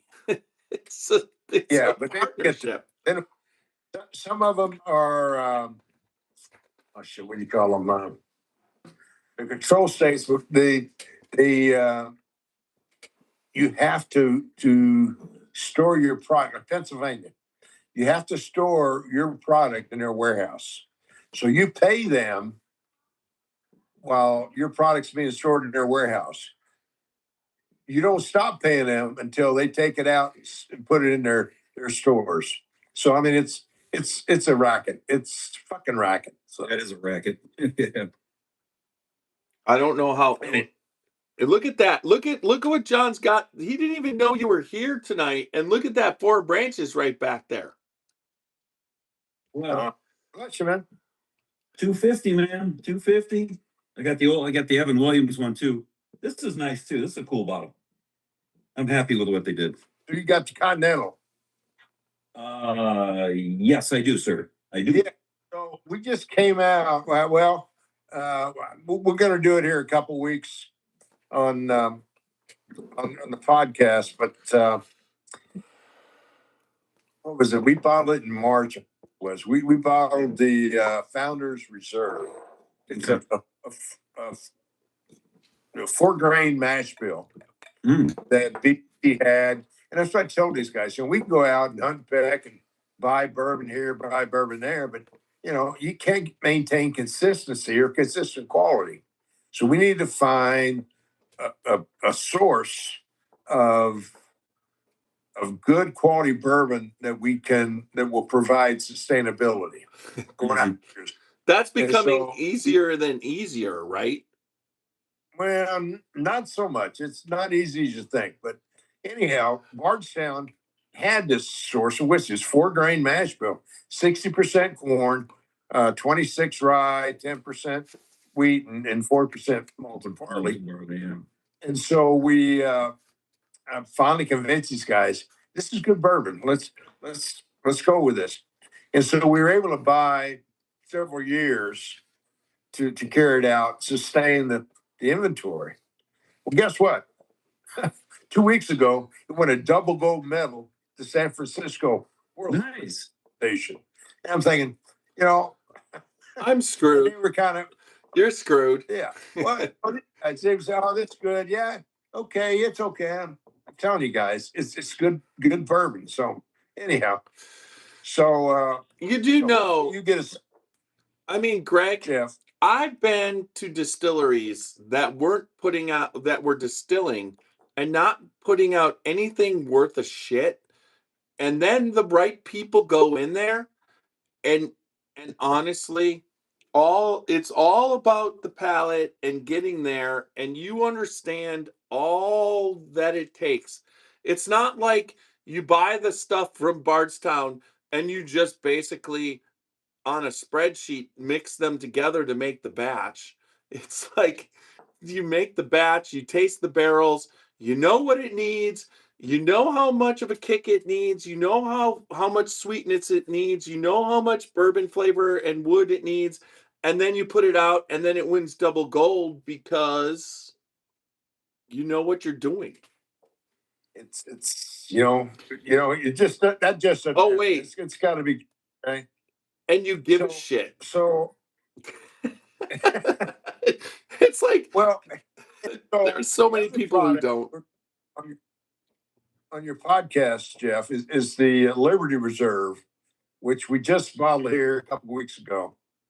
And this was one that it's my baby. I mean, I took what they had in inventory. They had some 9-year-olds, soon be 10, so now it's 10-year-old. But I double barreled it. I took some 10-year-old. It was like 70% 10-year-old, 75% corn, 13 rye, 12% wheat, or 12% malt barley. And I combined that with 30% 6.5-year-old 4-grain mash bill, the 60, 20, 6, 10, 4 I was talking about. And put it in medium plus toasted barrels. Didn't charm, brand new. So we double oaked it. Put on top In of the toasted warehouse. barrels, not charred. No. And you got 10-year-old whiskey. I don't want to, people don't understand the Charlie. The charcoal filter, it doesn't really add to the flavor. It adds to the color, maybe a little bit. Mm-hmm. But it's had deep color. I don't need. But the color. I don't charcoal want to strip charcoal filter. I don't want to strip out any flavor I got there. All I want to do is pick up more flavor. The So charcoal these new barrels is a filter. It filters out impurities. And you don't need Exactly. a That's what he was 10-year-old. saying. Yeah. If it's a 10-year-old bourbon, it doesn't need any more impurities filtered out. It just needs flavor. Exactly. So that's why you put it in an Uber. But that's when it changes, right? It's graininess flavors. That's when it becomes a finished double oaked bourbon. It can't stay bourbon. I think that when it comes to toasting, I think toasting should be considered, honestly, if you're going to be a TTB or whatever, if you're going to be you're going to be lenient, you should be lenient on toasting, on finishing, and be able to keep it. If it's just toasted, it should still be a damn bourbon. So let me tell you what, you can take a barrel, and I did this experiment when I worked at the Cooperage at Brown Foreman. I told you the story before, I'm sure. We took 10 barrels, we gave them medium plus toast, didn't charm, didn't set them on fire where they had to extinguish the fire.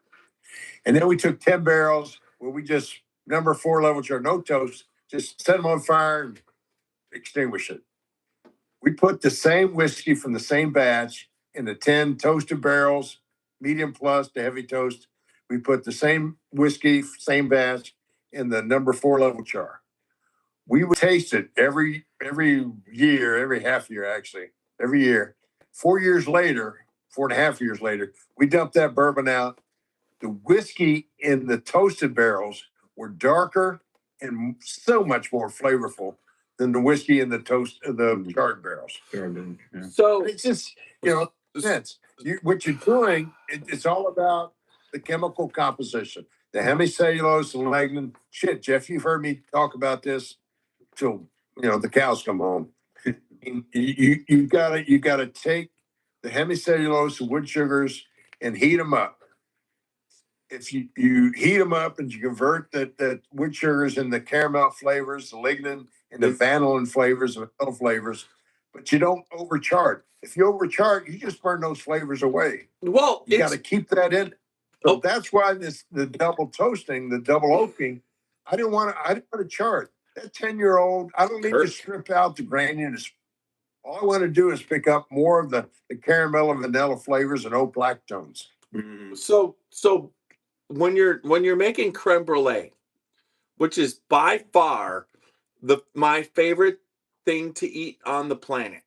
I don't eat it often, but I love it because of the fact that they caramelize that custard, and that's the definition of toasting. they don't burn the living shit out of it, and you dig through layers of char to get to the caramelized. You caramelize it and stop. And honestly, honestly, pot distillers should always, if you're pot distilling, you should just toast. You should be able to just toast your barrels and put it in there, because you're going to get a lot better results, because when you're pot distilling, you can purify that. You know, you don't need that char level to take out what column distilling kind of leaves in, right? It leaves a little bit in that at that at least 2 years, but then the 6, 7 years, all of a sudden all those caramels start coming in, and all that whiskey is, any impurity has been filtered out. I get it. I get what they're doing.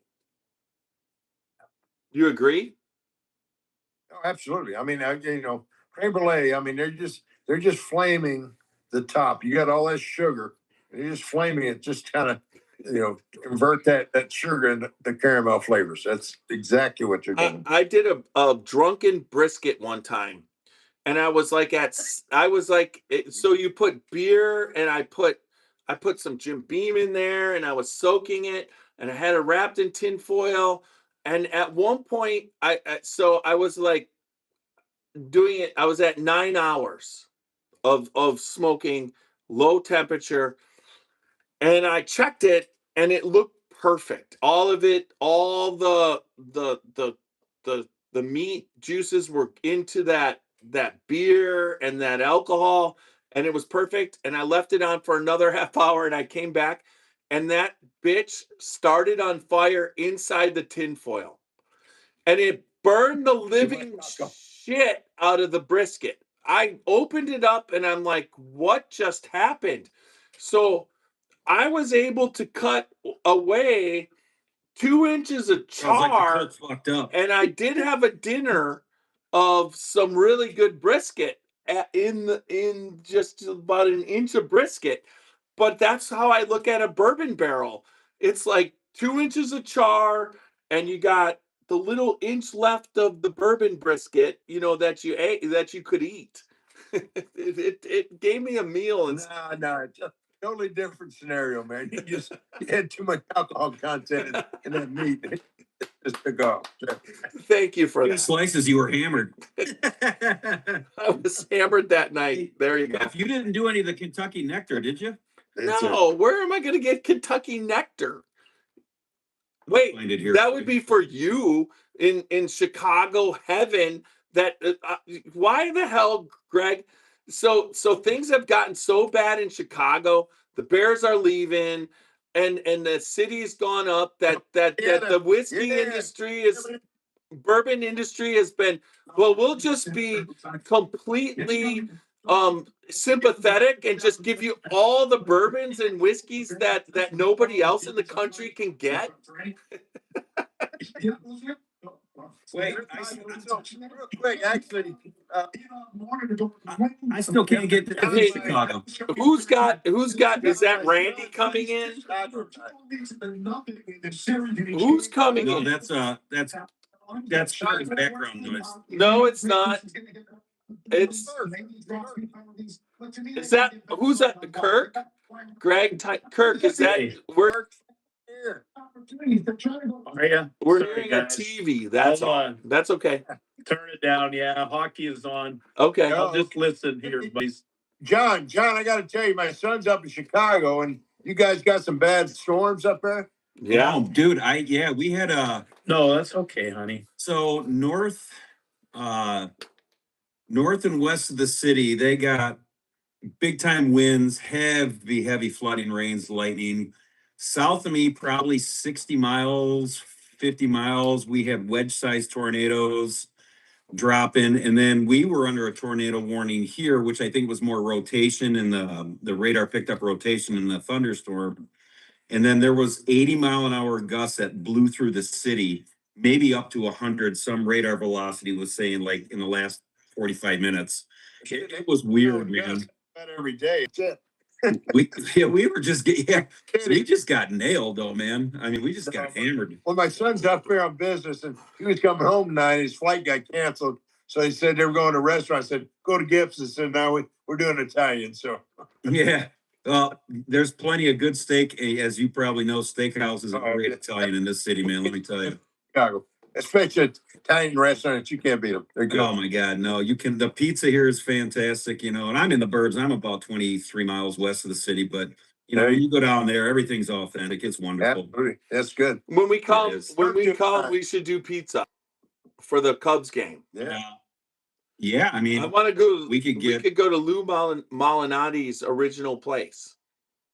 I've got them. I've got those out here. We don't even have to go to the city. It's the same thing. It's much cheaper. Pay the Cook County taxes. When we go to Wrigley, Jeff?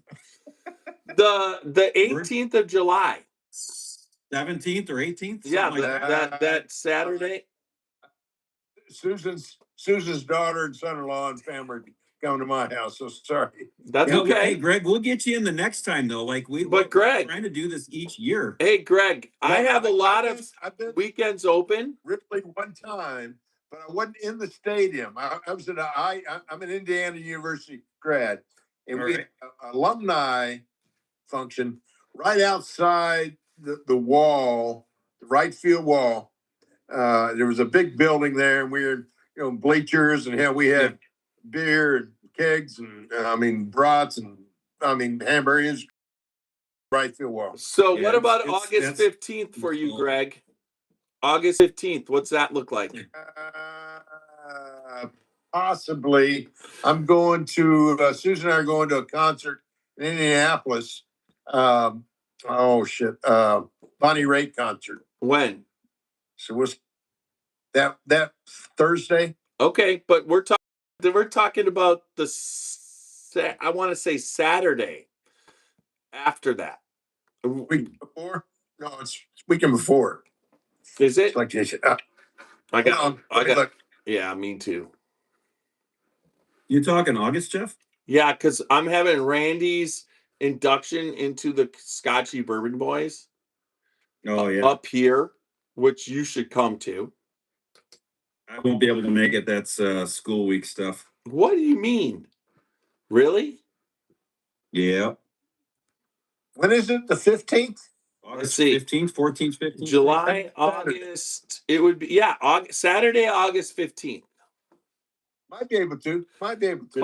Come up to Ohio because Randy's going to be coming up, and I will basically me and you will finish off that bottle of Booker's Rye behind me. Bring Susan. That stuff's I will tell you where to book your hotel and everything. Come up for that. Come up on Saturday, stay the night, and head home. We'll do something. We can do a bunch of things. All right, we'll figure it out. Okay, we'll figure it out. Yeah, because that I'm doing a tasting, and if I do a tasting that Greg Schneider's involved with, it will be epic. Well, I don't know if I told you, Four Branches is actually going to be at the Kentucky Bourbon Festival. You mentioned it. Nice. So does that going to be a part of Lofted Spirits, which is Barstow Bourbon Company, Green River, whatever. And where they're going to be there Saturday and Sunday. And they only give us one product we can sell of our product line, which that's fine. But so anyhow, I'll be there a couple hours each day, but we'll figure it out. I'll let you know. I'll be there. Well, I guarantee you, I know you'll be there. That's a great event. I mean, it is the epic bourbon festival in the world. I mean, people, if they want to try great bourbon, that's the place to be. So, which one? Sorry, guys. Kentucky Bourbon Festival. Okay. Yeah. So this year, you don't got to go. Okay, Kirk. But next year, 100%. And they're looking at a bigger venue for next year. So don't.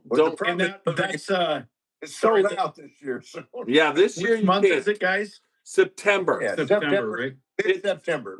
It's the weekend. The weekend after. Right now, it's been the weekend after Labor Day. So I'll be there. So we spend the whole week, Labor Day, the whole thing. Kentucky. That would be the earliest I can get down there in front Of course it's gonna be. My wife Sue said she'll come too. And then I'll get you guys on the bourbon. You guys then can book yourself on the bus. The bus tour is phenomenal. That sounds like a good time. Yeah.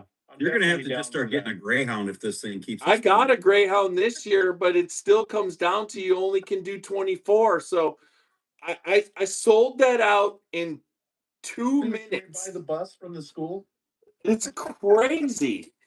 2 minutes it was sold out. I got it. I'm just trying to figure out who can come. Why? How many passenger is it? I don't know, whatever wanted to know. I think our school has one for, I think it's like 65 seats. You can't, but just they're Kirk. I rented through Kentucky Bourbon Boys. We're the Scotchy Bourbon Boys. They're the Kentucky Bourbon Boys. The driver, Roger Mercado, has been a Scotchy Bourbon Boy from the start. So he's done all our drivers. So he's leading a tour. We rented a whole bus this year, a whole Greyhound bus, but you only can do 24 people because distillery tours can't handle more than that. So this is an elitist kind of thing that you definitely, as the first ever top shelf member of the Scotchy Bourbon Boys on YouTube, have an into the bus tour. And John, you have an into the bus tour. I just would have to figure out. I mean, this year I offered it up from the people last year. I mean, it's not cheap, but what we did last year, it's just like I put it up and they're like, I need 2 extra tickets. I need 4 extra tickets. I need 3 extra tickets. And I'm just like, nope. Yep. But I'll bet you will have spaces. Same thing, Greg. You know, anytime you can do it, you have a space. You and Susan. Our high school football team, they've got a new bus coming this year, and this one they just piled in, I don't know, 15, 20 grand for maintenance. I bet you we might buy it for $2,500, but my wife's looking at me going, no. Well, we can wrap it in cat stuff. Freaking tailgate for college football, huh? There you go. No. Yeah, we wrap it in every Saturday. 401 bourbon group. You just have 6 bourbon and barrels. I'll give you the graphics. That's cool. Put some fishing poles on the side, a couple ducks flying on the side.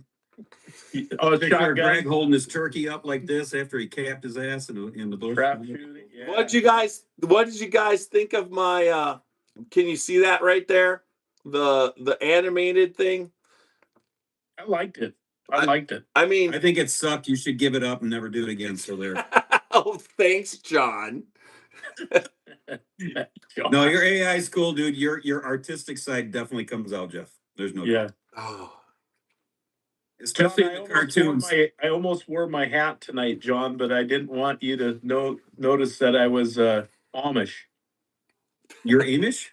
I am Amish. Yes. That's okay. No, it's not. I'm kidding. I'm jerking your chain. I thought I felt it. So we, with our Amazon account, there's hats coming in all the time. There's fedoras, and then there's baseball caps. But I got this cap that was on the front side is a tiger pattern, a cheetah or a tiger, and then it says misbehaving. So I've been wearing that thing backwards the whole time. It's like a tan hat and whatever. It's definitely a woman's hat. But you know, when you're sitting there in 90-degree heat working your ass off, you tend to sweat out a lot of baseball caps. So usually I don't wear my good hats. So everybody at work was really enjoying me wearing a hat that said misbehaving. That's pretty good. I like that. Yeah. Hey, Greg, you got my info the other day, I bet, huh? I did, Kirk. Thank you so much. Yeah. Yeah. I think I mentioned earlier, my girlfriend and we don't have any plans for summer trip or whatever. And she's so into horseback riding, and she's never been to Yellowstone. So I'd love to bring her up there and oh shit, my battery's going low. Anyhow, get her somewhere up there and somewhere close to Yellowstone. We'll go horseback riding so I can take her to Yellowstone as well. So yeah, it's all over here. So tell me with those accommodations, but yeah. Well, stay in touch. We'll get it figured out. Your Facebook Messenger stuff. I'll send you my contact info as well, and let's hook up. Yeah. Once you get that, I'll save you in my phone. You save me in yours there, Greg, and then we'll delete it from Messenger because I don't know where this shit. It's a bottomless pit. All this. You got that right. Yeah. Yeah. Okay, Bill. No problem. Alrighty. That's good. Thank you. Of course, I'm gonna have to go back, Tiny, and watch your episode tonight. It's a hockey household here. Well, thanks. I'm gonna check it out, and I love some of the honey stuff. We've got a in-state distillery here out in Ennis, Montana. Willie's Whiskey. They do a honey that's pretty amazing too, for sure. So, you can over honey stuff. That's for sure. I just like a little bit of a hint of it, kind of thing. That's me. Absolutely. No, totally agree. I will say though that Macaulay picking out the honey that cost him that kind of money, and you can definitely see on the bottom that it holds on. He did a fine job with that. There's a lot of times you taste it and it's there and it's kind of sweet. This is like you taste the whiskey first, and then all of a sudden that honey, the pure honey flavor of what he used comes through. I mean, just trails off into the finish. That sounds good. Whereas Jeff, I don't know if you saw my note. Macaulay was one of my students at Moonshine University. So I saw that. Yeah. He is, and I was one of his students. You went from him to so there you go. I'm part of you. He was your student, and I was his. I met so many interesting people, but he was one of those interesting. He had a lot of questions and was just inquisitive about so many things. So he's done well. I'm proud of him. Oh, he's good, and he's so intelligent, even though smart. But when you meet him, you don't know what to make of him. You know what I mean? He's a unique individual. But unique. Yeah. But his marketing and what he's done has just been crazy. I mean, he's basically taken something that an individual you wouldn't think could do this. You know what I mean? And he's really done a good job. Leaving a mark on the industry. Yeah, he is. Yeah, he's good. Good deal. And then he understands distribution and everything, right? Absolutely. I think he does. No, he does. I mean, he's distributing everywhere. I mean, and then it's just like I've the friendship we've developed, and when I was in New Orleans, I didn't realize what he thought of me, but he seriously considers me a friend. So he just released his just like you guys, he released his 250th anniversary, and I texted him and I said, do you want, I'll have you come on. I'm booked, but I'll do a special podcast. Can you give me, and he's like, what's your address? And it's here. And I was just like, he's just gets what he needs to do. And it's cool to see young people do that, right, Greg? We just enjoy that. No, it is refreshing. Again, he's a mover shaker. He's focused on his goals and his objectives, and that's great to see. So he's doing good. Yeah, and your 250th, Greg. Which one is that? For Four Branches. Yeah, forthcoming. Called Liberty Reserve. Okay. 1,776 bottles, all sequentially numbered. I think CT just put that out. I think I just ordered one. Yeah, hopefully you did. Yeah, you can get it online. Yeah, I got one. But I told you, it's my top 10. It's so good. It's a combination of 70% 10-year-old Kentucky straight bourbon, mash bill 75% corn, 13 rye, 12% malted barley. And the other 30% is 6.5-year-old 4-grain bourbon, 60% corn, 26 rye, 10% wheat, 4% malted barley. But I'm telling you what, the combination, I double oaked it. I bought some new Whiskey War. Pardon? Whiskey War. No. Okay. Fort Branch's Liberty Reserve. All right. No, I got one of those on CT was on live here about an hour ago. Yeah, no, that's different. Okay. I'll find yours. Yeah. But anyhow, it was I double oaked it. I bought some brand new barrels, but I didn't want to char them. You got 10-year-old bourbon, you don't need to char. You don't want that char filtering stripping any liquor out. So what I did is I bought medium plus toasted barrels, and I taste every month. After 6 months, and boom, that's it. We picked up so much great, more caramel, oak like tones, vanilla flavor. It's spectacular. So 100 proof. We decided to just go settle on 100 proof.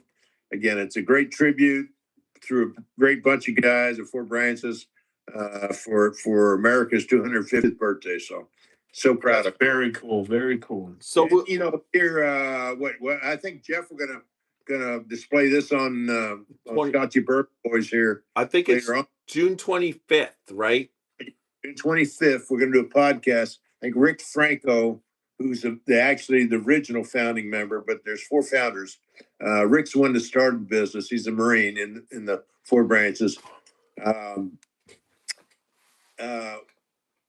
We came out in March. We bottled. It's called Founders Reserve, and it's actually a 4 mash bill, the 60, 26, 10, 4 mash bill I was talking about, and it's good. I mean, it's a nice balance of the spiciness you get from the rye, the sweetness and gentleness you get from the wheat and the corn. But last week it got a double gold at the San Francisco World Spirits Competition. Oh, cool. Very proud of that. Yeah. So. Heck yeah. So we'll be covering 4 branches. Yeah, on the 25th, absolutely. That should be a lot of fun. That bottle's only $85, man. That's sweet. What's that? I said that the 4 Branches Bourbon Founders Reserve, right? That's what you're talking about? Yeah. Yeah. No, the Liberty on the website. Liberty Reserve. Well, the Liberty Reserve 50. That's 1,776 bottles only. Yeah, that's 120. This one's only 85. Is the kind of the flagship. That's the 4-grain one though you were talking about. Yeah. Okay. Yeah.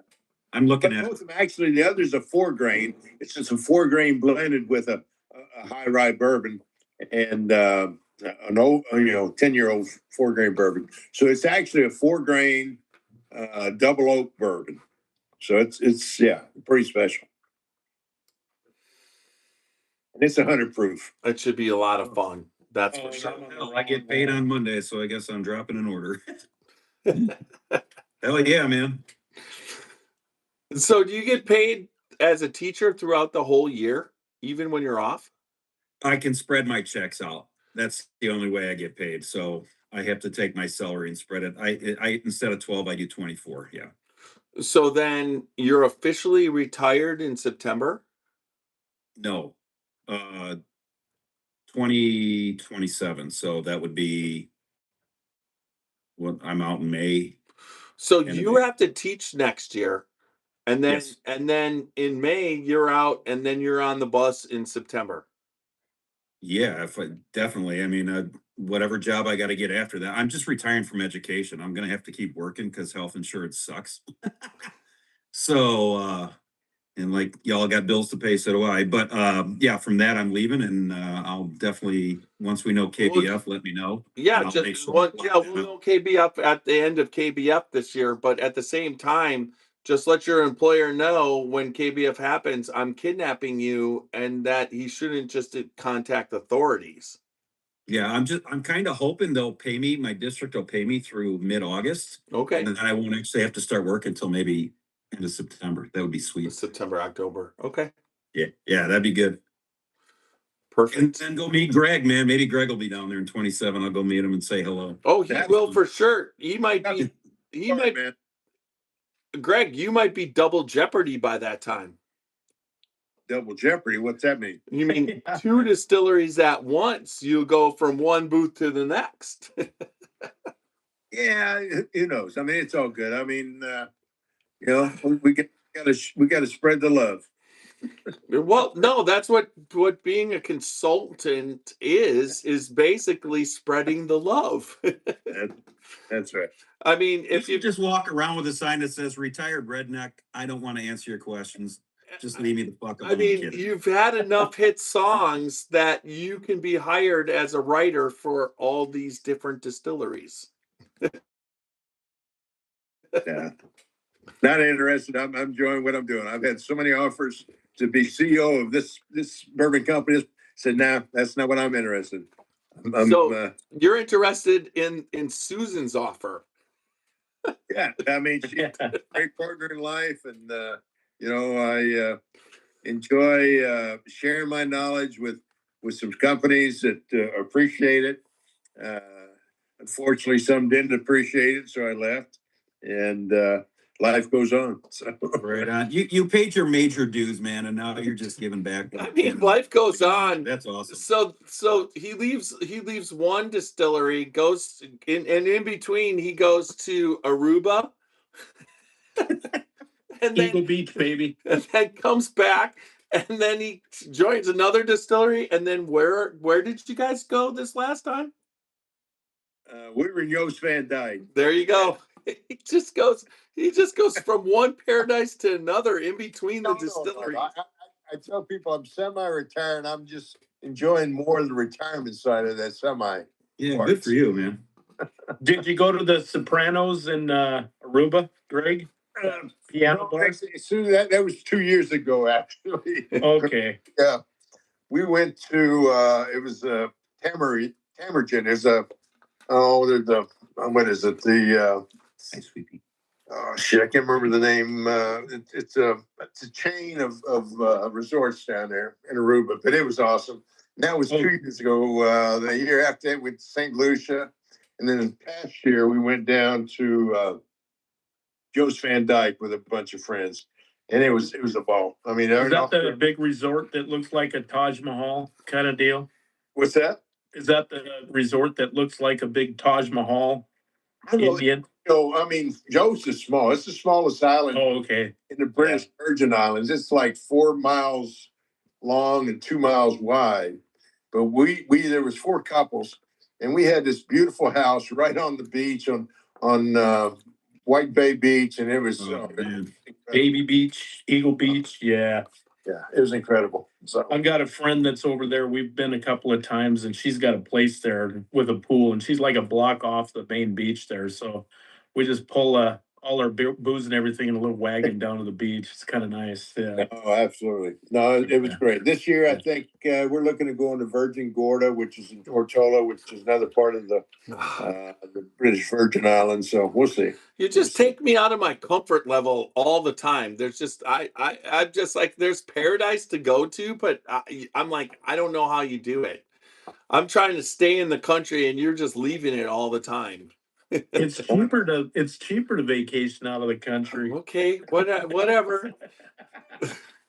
Yeah. No. Well, I mein Canton, Ohio is a great place to visit, but not on my trip list. Wait. I'm not saying vacation in Canton, Ohio. I do not vacation here. I do leave the state. I mean, I go to Florida. I love. You go to Kentucky a lot. I know you go in Kentucky. I go to Pennsylvania. I go to Virginia.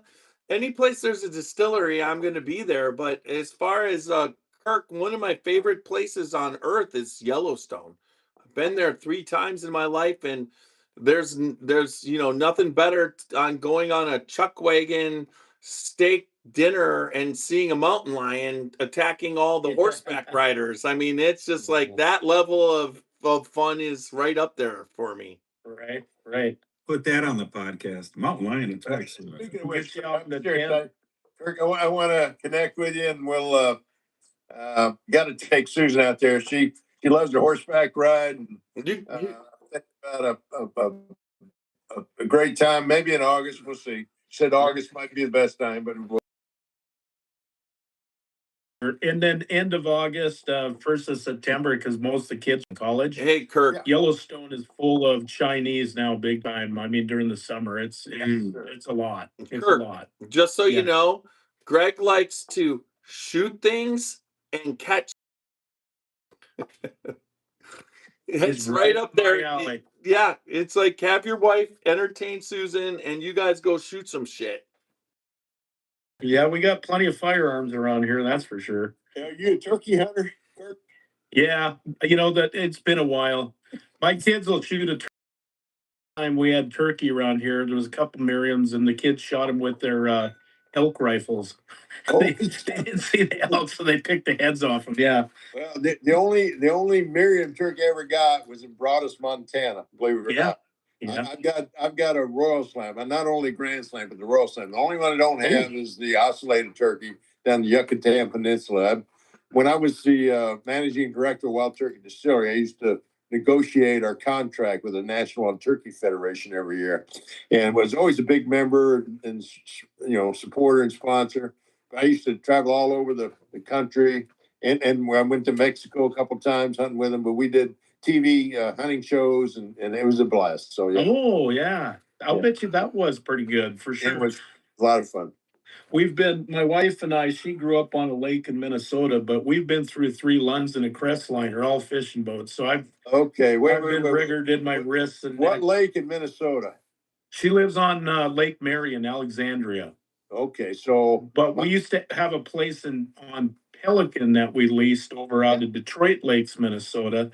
So that's where I spent 23 years is over in that country with her. But yeah, Pelican Lake, I would catch a lot of walleye on that one. I was born in Minneapolis. Okay. And I lived in Osseo the first 2 years of my life. My grandparents lived in Robbinsdale, which is a suburb of Minneapolis. Yeah, the city. And they had a cabin on what was the lake? Holt Lake. It's so small it wasn't even listed. Holt, H-O-L-T. H-O-L-T, but it was about a mile, 2 miles off of Mille Lacs Lake, just south of Garrison, Minnesota. Yeah, on the west side. My brain So does that make you a Viking not fan? Too far from not too far from Brainerd. Yeah. Does So, it? Every summer we go up there fishing, and man, that was my summer vacation. I mean, I just loved it. Are you a Viking fan? Me? Yeah. Hell yeah, I've always been since I could walk. I'm telling you. So Gary Anderson and twins. I'm sorry, and twins. So Randy Moss.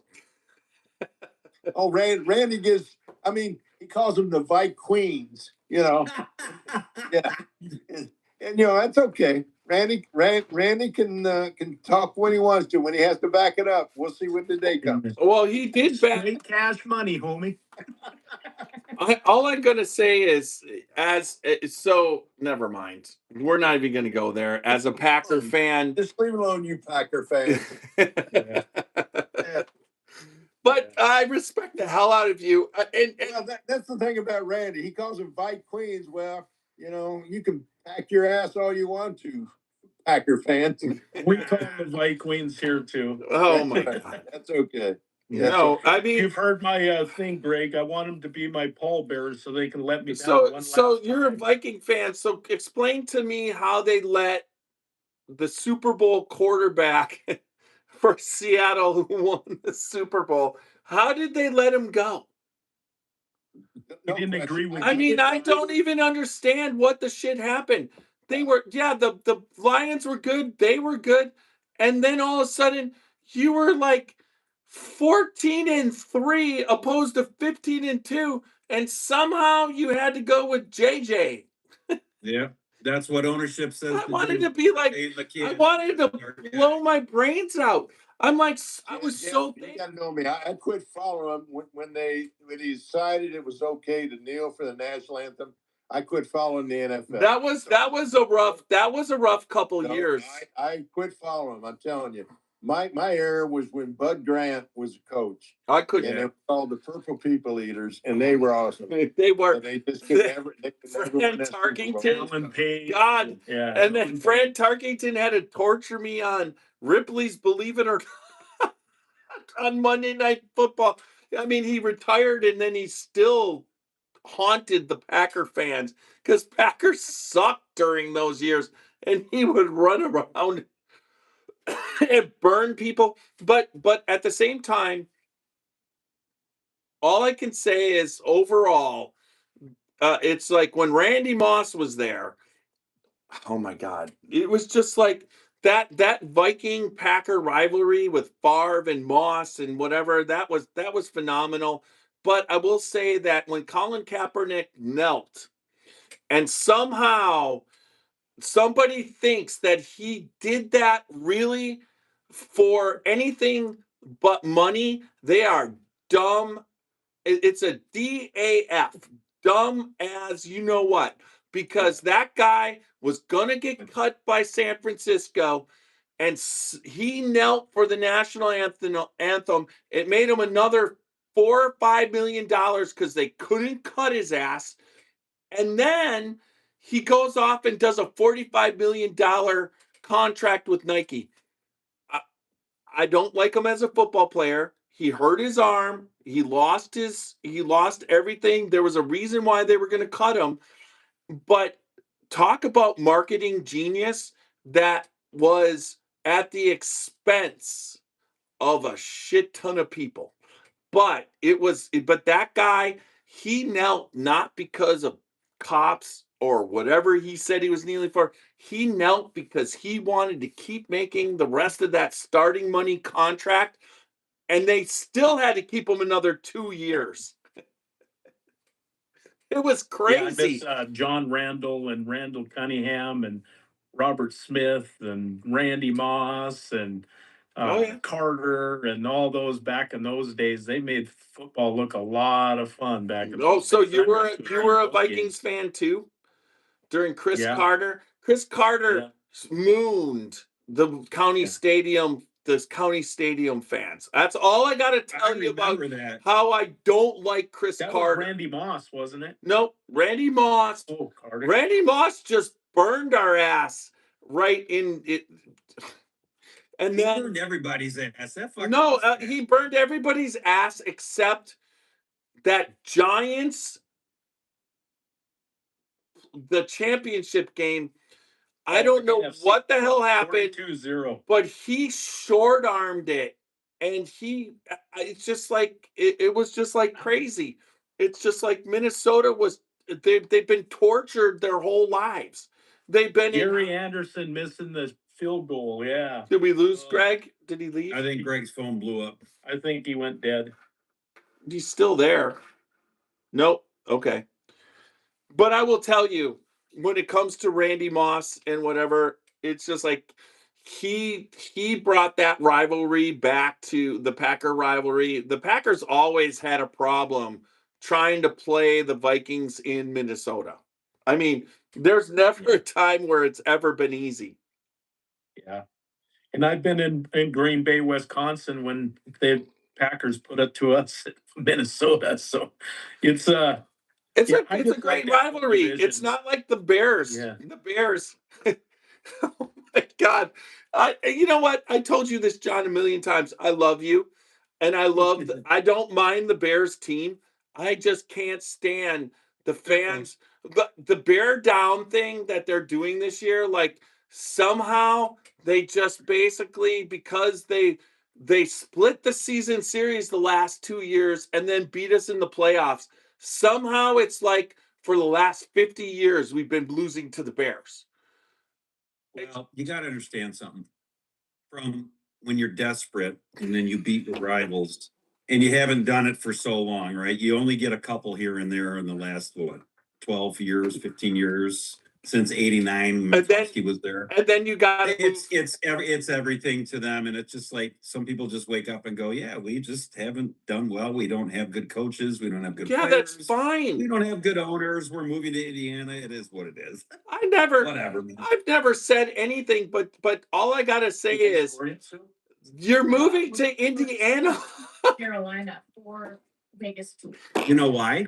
Yes, because the taxes are too high and there's no God, deal. It's like if the Bears need to move to Indiana, but the fans all are like, well, it's no big deal if we go to Hammond or Chicago. I'm like, really? Seriously? Literally 17 miles. I get the difference, but it's Chicago and Indiana. And they're like, well, what's the difference? It's like Dallas plays in Fort Worth. I'm like, the difference is that when the Baltimore Colts moved to Indianapolis, it's the Indianapolis Colts. And do you really think Indiana's gonna, after they build a stadium for them and they're there for 4 or 5 years, that they're gonna be somehow still the Chicago Bears? They're not. It's gonna be the Indiana Bears or whatever. It's like this is how wait. Liberalism is making them move to Indianapolis. But the definition of liberalism is get an inch and take fucking 15 miles. Yeah. Hey Jeff, kill Facebook. They're liberalizing the Bears even more liberal than the Bears are. We're fighting a government issue in this state. No, there's no doubt you're fighting a government issue. It's like a no-brainer. What is Chicago without the Bears? They got no pro football. Nobody goes into Chicago. They don't drink at the bars. It's too dangerous here too, though, to be honest with you. So in other words, I love you, man. I do, John. You're I'm so glad I met somebody from Illinois that's as cool as fuck. You're cool as fuck. You just got to have a level head about things in the world, man. You do. You get it. It's just like me and you. We like different teams, but that has nothing to do with what we love bourbon. And if we could rib each other all the time on team stuff. I drink Dick Buckus bourbon, and you could drink Antonio Freeman bourbon. Ray Nitschke bourbon. I gotta watch this last few minutes, guys. Love you. All right. Good night. So, guys. Who's winning? Obviously, it's close. Hold on, I got it on too. Wait. Oh, it's 4-2. What? It's not close, but it's 4-2. There's 3 minutes to go. It's 4-2. Yeah. Your team's winning? Now Carolina's up 4-2, so that'll even the series. No, Carolina will go up 3-2. Oh, there's no evening the series. They're even, I think, 2-2. So Carolina wins. They go up 3-2, right? And then back to Vegas. Yeah, and they could win it there, or it could be 3-3 and come back to Carolina. I did kill Facebook. I'm gonna go kill YouTube. And thank you, Kirk, for the. He's gone. Is he? Yeah, he rolled. Damn. It's just you and me, dude. Then I'll kill YouTube. Hey, Jeff. Yes. There's a sale on Booker's. I think I told you. Oh, yeah.